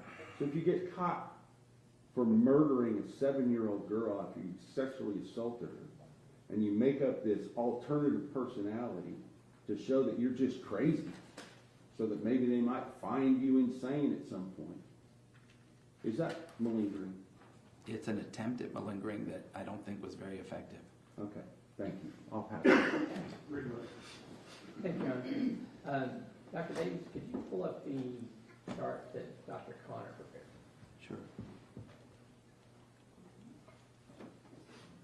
A couple of, let's start with kind of the basics of IQ. You mentioned something about a 5-point plus or minus. What were you talking about there? That when you do a psychological test and you get a score, there's usually a range of error where the psychologist might say he got a 102, but his score is probably somewhere between a 97 to a 107 type of thing. Okay, and a good example of that was we had 2 scores that were 9 points apart. Right. So the average IQ for someone from the United States would be 100 plus or minus. Right. So it's up to 105 and down to 95. And it depends on the test, how big that range of error is, but something like that, yes. And you mentioned that, but everyone might not understand. There's a newer version of that IQ test. Yes. When you said something about 4 and 5, just Right. walk me through what that was. So the Wessler Adult Intelligence Scale, in 2009 it was the 4th edition, and in 2025 it was the 5th edition. And so there's new questions. They've organized the results differently. So I expect that when someone takes a new edition of a test that they're not going to get the exact same score that they got the last time. Now, we didn't read through them, but Mr. Berry had you reading through. Matt, approach on. Yes, sir. These little words down here that I'm sure you can't see from the other side of the room, were these the things that Mr. Berry was asking you to read the scores? Yes, those tiny bits of text are the individual tests that relate to the score that's plotted above. And so on the far left is the IQ, and those were the IQ subtest scores. Okay. So you get your IQ over here, and then each one of these is one of these dots, right? Right. And you said this green line is, Average. and this is, 1 standard deviation below the mean, which means the bottom 16th percentile of people who take that test. so for example here, when he's reading off these scores, you've got a score that's here, well below this red line, and then a score that's way up here. Yes. Is that what you're saying is unusual? That's a pretty big variability, and it's a hallmark pattern that we see in FASD. But there's no reason to think if he takes this test twice, would his IQ fall within that standard deviation? The overall IQ? I'm not sure I understand your question. I'm sorry, maybe a bad question. We're seeing that he has deficits. If Yeah. this is accurate, the next time he takes this test, he'll probably have a deficit in that area too. Yes, unless it's the same test and he's practiced it, so he's getting better. But in general, we expect these to show up over I time. was ignoring the practice effect, but yes, there's a practice effect, and Yeah. we just tell the jury what that is. So practice effect is, you're not allowed to give someone a test within a certain time interval from when they've just taken it, because they've practiced it, and we expect that you're going to do better.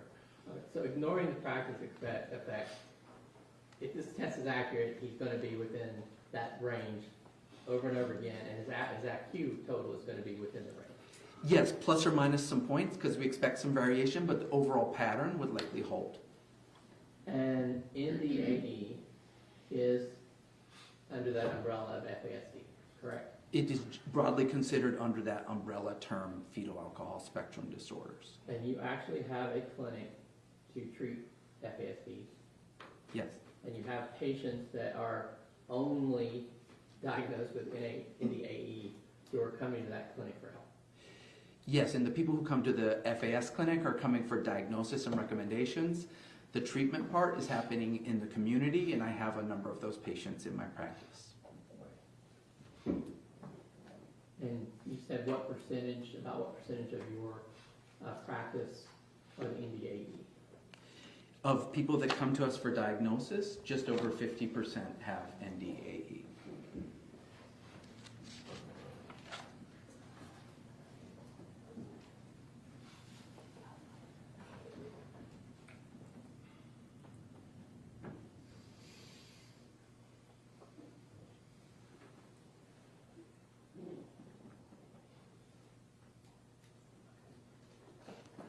Now, as part of your work on this case, were you asked to render an opinion on insanity or any other defense? No. Were you asked to render an opinion on whether or not Tanner Horner has an FASD? Yes. That's what Mr. Reardon. No further questions, Your Honor. May Dr. Davies be finally excused? Yes, sir. Thank you, Doctor.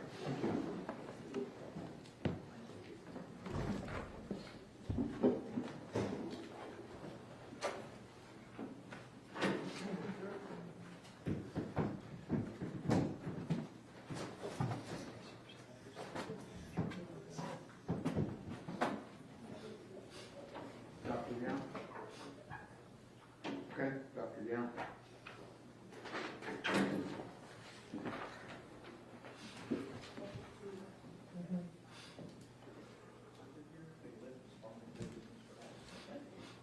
Come on in. Thanks.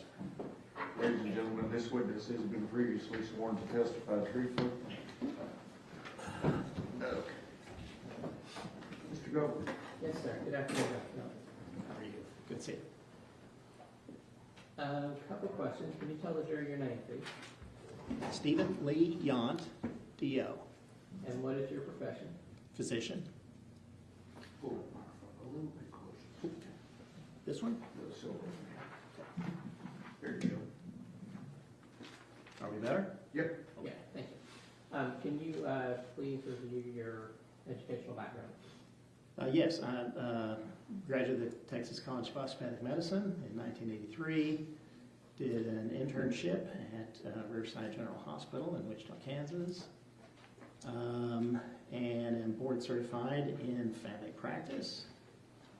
And I've been practicing medicine in Bastrop, Texas since 1991. And do you currently hold any faculty positions? Yes, clinical assistant professor adjunct at Texas College of Osteopathic Medicine here in Fort Worth. And were you provided records to review for your work in this case? Yes. And what records were you provided? Got a list of things. Do you need? Just give me the general topics. Okay. What was relevant to your, well, let's start there. What were you asked to do? Were you asked to examine Tanner Horner in this case? Yes. And that's as a physician. Yes. What records did you review that were relevant to that task? Some records that were involved with his history, medical history, history as a child, records from some testing that he has gone through since I saw him in 2023. And that's pretty much the important stuff. Now, you said you saw him in 2023. Did you do a physical exam of Yes, Tanner Horner? very And thorough. what did that consist of?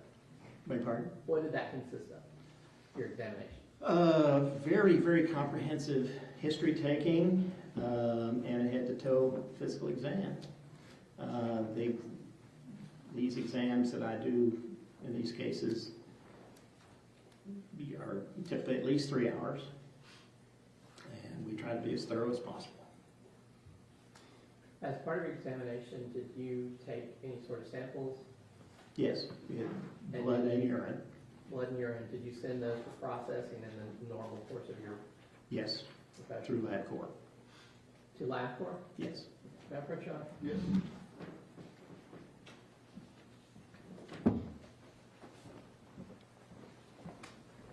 Let's take a look at that. This is, I'm sorry, this is Defense Exhibit 86. Okay. Can you identify that? Yes, this is the date. Yeah, this is the labs that we drew on that initial exam.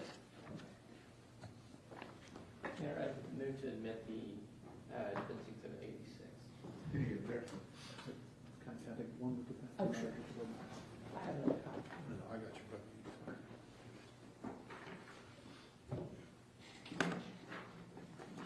No objection. States that, Fence 86 is in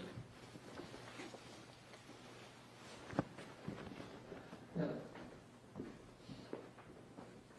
Dr. Yon, can you tell me if any of the results of those lab tests were significant? Yes, there's significant abnormalities of his testosterone levels. Low, quite low. And does that include, now that you said his testosterone level, we're going to talk about that one first. What is that? What numbers did you come up with, and what does that mean, and how does that differ from pre-testosterone?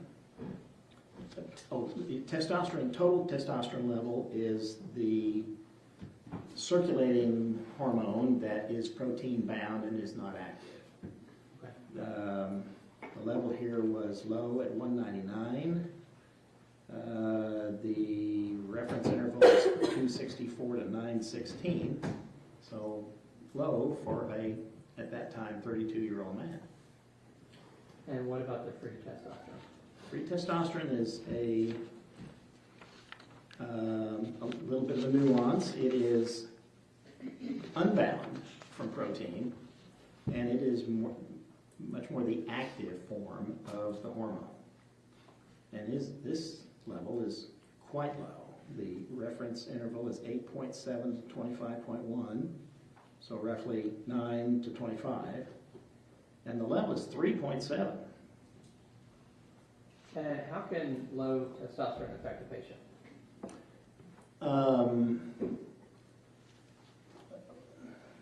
Can I approach that as to how high testosterone would affect a patient and then back up to low? Or would you? However you can best explain it, and you can Okay. tell the jury, because we talked about it. So testosterone is a hormone that is the male sex hormone, androgen. Men and women have levels of it. Testosterone has not only properties for developing adult male characteristics, but it also has properties that have to do with the brain and therefore emotion and therefore behavior. So testosterone creates aggression by its stimulation of some of the deeper structures inside the brain, in we call it the subcortex. And by creating that aggression, then aggression can find itself manifested as violent behavior. Now, high testosterone is what creates that. Low testosterone, therefore, would be less of an influence on those deeper structures to create violent behavior. Now, this is something that's all males have testosterone, but we are humans.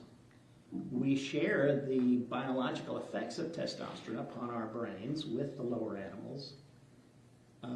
We all understand that if you dramatically reduce the testosterone to a bull and make him a steer, he's a lot less likely to hurt you. We all understand that if you take a stallion and you reduce the testosterone levels in that stallion and make him a gelding, he's much less likely to hurt you. If you neuter a dog and reduce those testosterone levels, he's much less likely to bite you.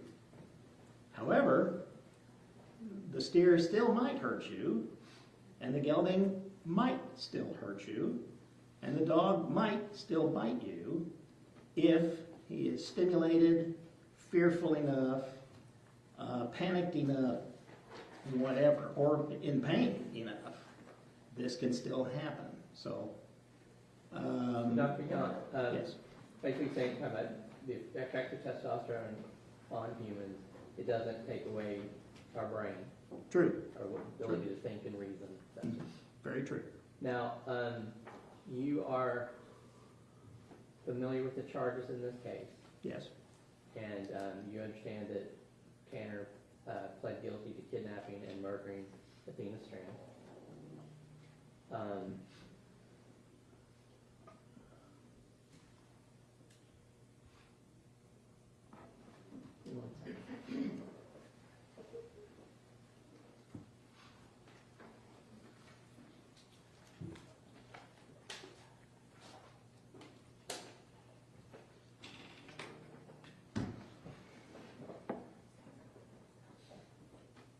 I'm going to go ahead and pass the witness. Thank you, Doctor. Yes, quickly, Your Honor. Dr. Young, thank you for coming again. I think last time we saw you on Zoom, didn't we? Okay, well, you may have saw me, but I couldn't see you. But I remember your voice. It's that whole technology thing. Right? Amen. Amen. I just want to clarify a couple of things. From that lab test that you have from you, when Yes, sir. did you do the draw on Mr. Horner? It was the day that we did the exam on him. Forgive me, I walked in here without my glasses. I want to say that was September of '23.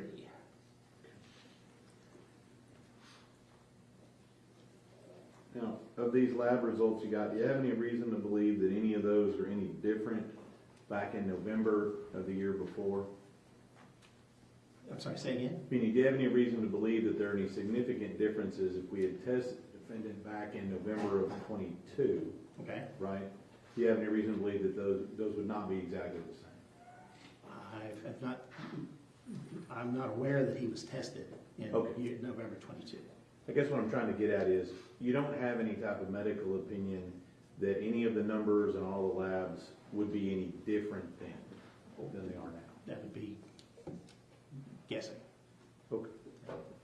I'm just trying to ask in your medical opinion. Sure. But it would still be a guess. All right.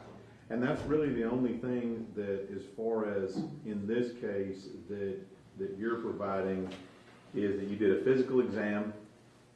You say he's got, the labs say he's got low T, Yes. and that's pretty much it. Yes. That's the witness. Redirect. One second.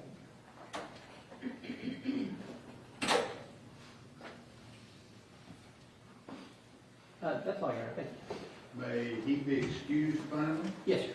Thank you, Doctor. All right. Thank you, sir.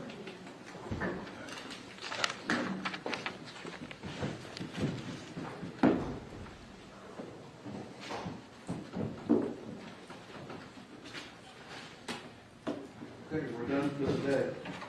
Remember, in the morning, 10:30, so you get to sleep in a little late, all right? See you tomorrow.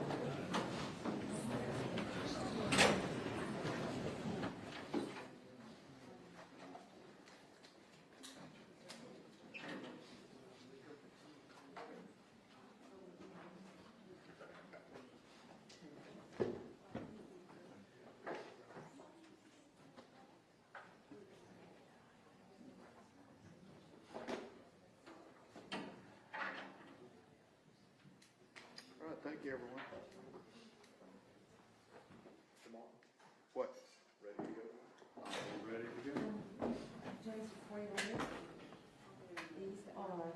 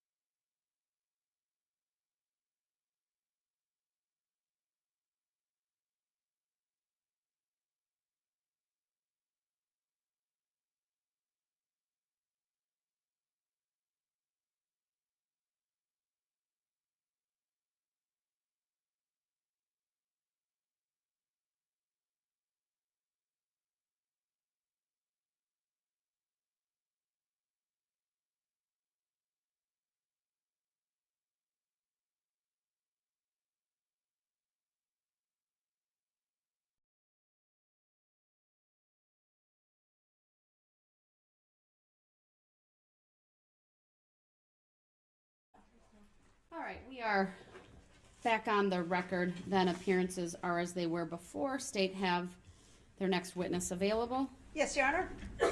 All right, let's bring the jury back out. I don't consent to being called by the name that this court chooses to identify me by. I want to state for the record that I'm here as a third-party intervener on special appearance on behalf of my client. Can that be noted for the record? It was noted this morning. May it be noted again for the record so that we can keep the record clear and accurate. The appearances are as they were this morning. They are no different. Bring the jury out. And we have yet to address subject matter jurisdiction, Your Honor. I still haven't been shown any verified proof that All rise. this court has subject matter jurisdiction. And at this point, may I request an affidavit that you, Your Honor, have no bias, no conflict of interest, and no interest in the outcome of this case? Mr. Brooks, the jury's coming out. We'll address your legal issues later, if I deem them appropriate. Judge, do you hold the full Mr. judicial Brooks, power of the please, state, or is this please. the military All right, power? Can you please take the jury out? Thank you.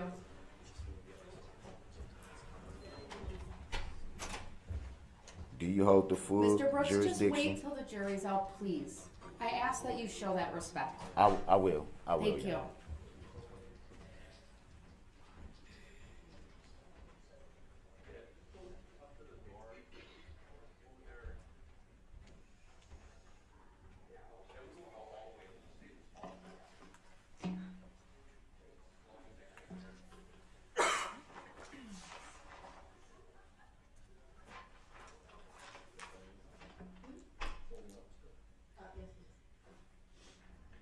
Everyone else can be, you all can be seated. Mr. Brooks, just make your statements. What do you want to advise the court today? I want to first state again for the record that I do not identify by that name, nor do I consent to being called that name. Your Honor, with all respect, I'm merely asking you, do you have the full judicial power of the state, or is this military power? I'm sorry? I don't understand what you're asking me, sir. I'm asking, is And on this... what legal basis are you making that request? I'm asking, for the record, is this a common law court or an admiralty court? What are we in here? And I'm requesting an affidavit that you, Your Honor, have no bias, no conflict of interest, or no interest in the outcome of this case. And the reason why I want to state this clearly for the record, mainly is because of the bias that's been shown. I have not been getting any certified copies of any requests that I've made, which I was told by this court to address inmate communication forms for anything that I may need. I've done that. I've complied with that. Every time I've needed something of the court pertaining to documents, I've done it the way the court has asked me. And I've always stated that I wanted everything to be certified. I have yet to even get that. My court docket sheet was not a certified copy. When I asked Your Honor of your oath of office, I asked for that to be certified. You stated for the record that you would not give me a certified copy of your oath of office, which you are required to show if I ask for it.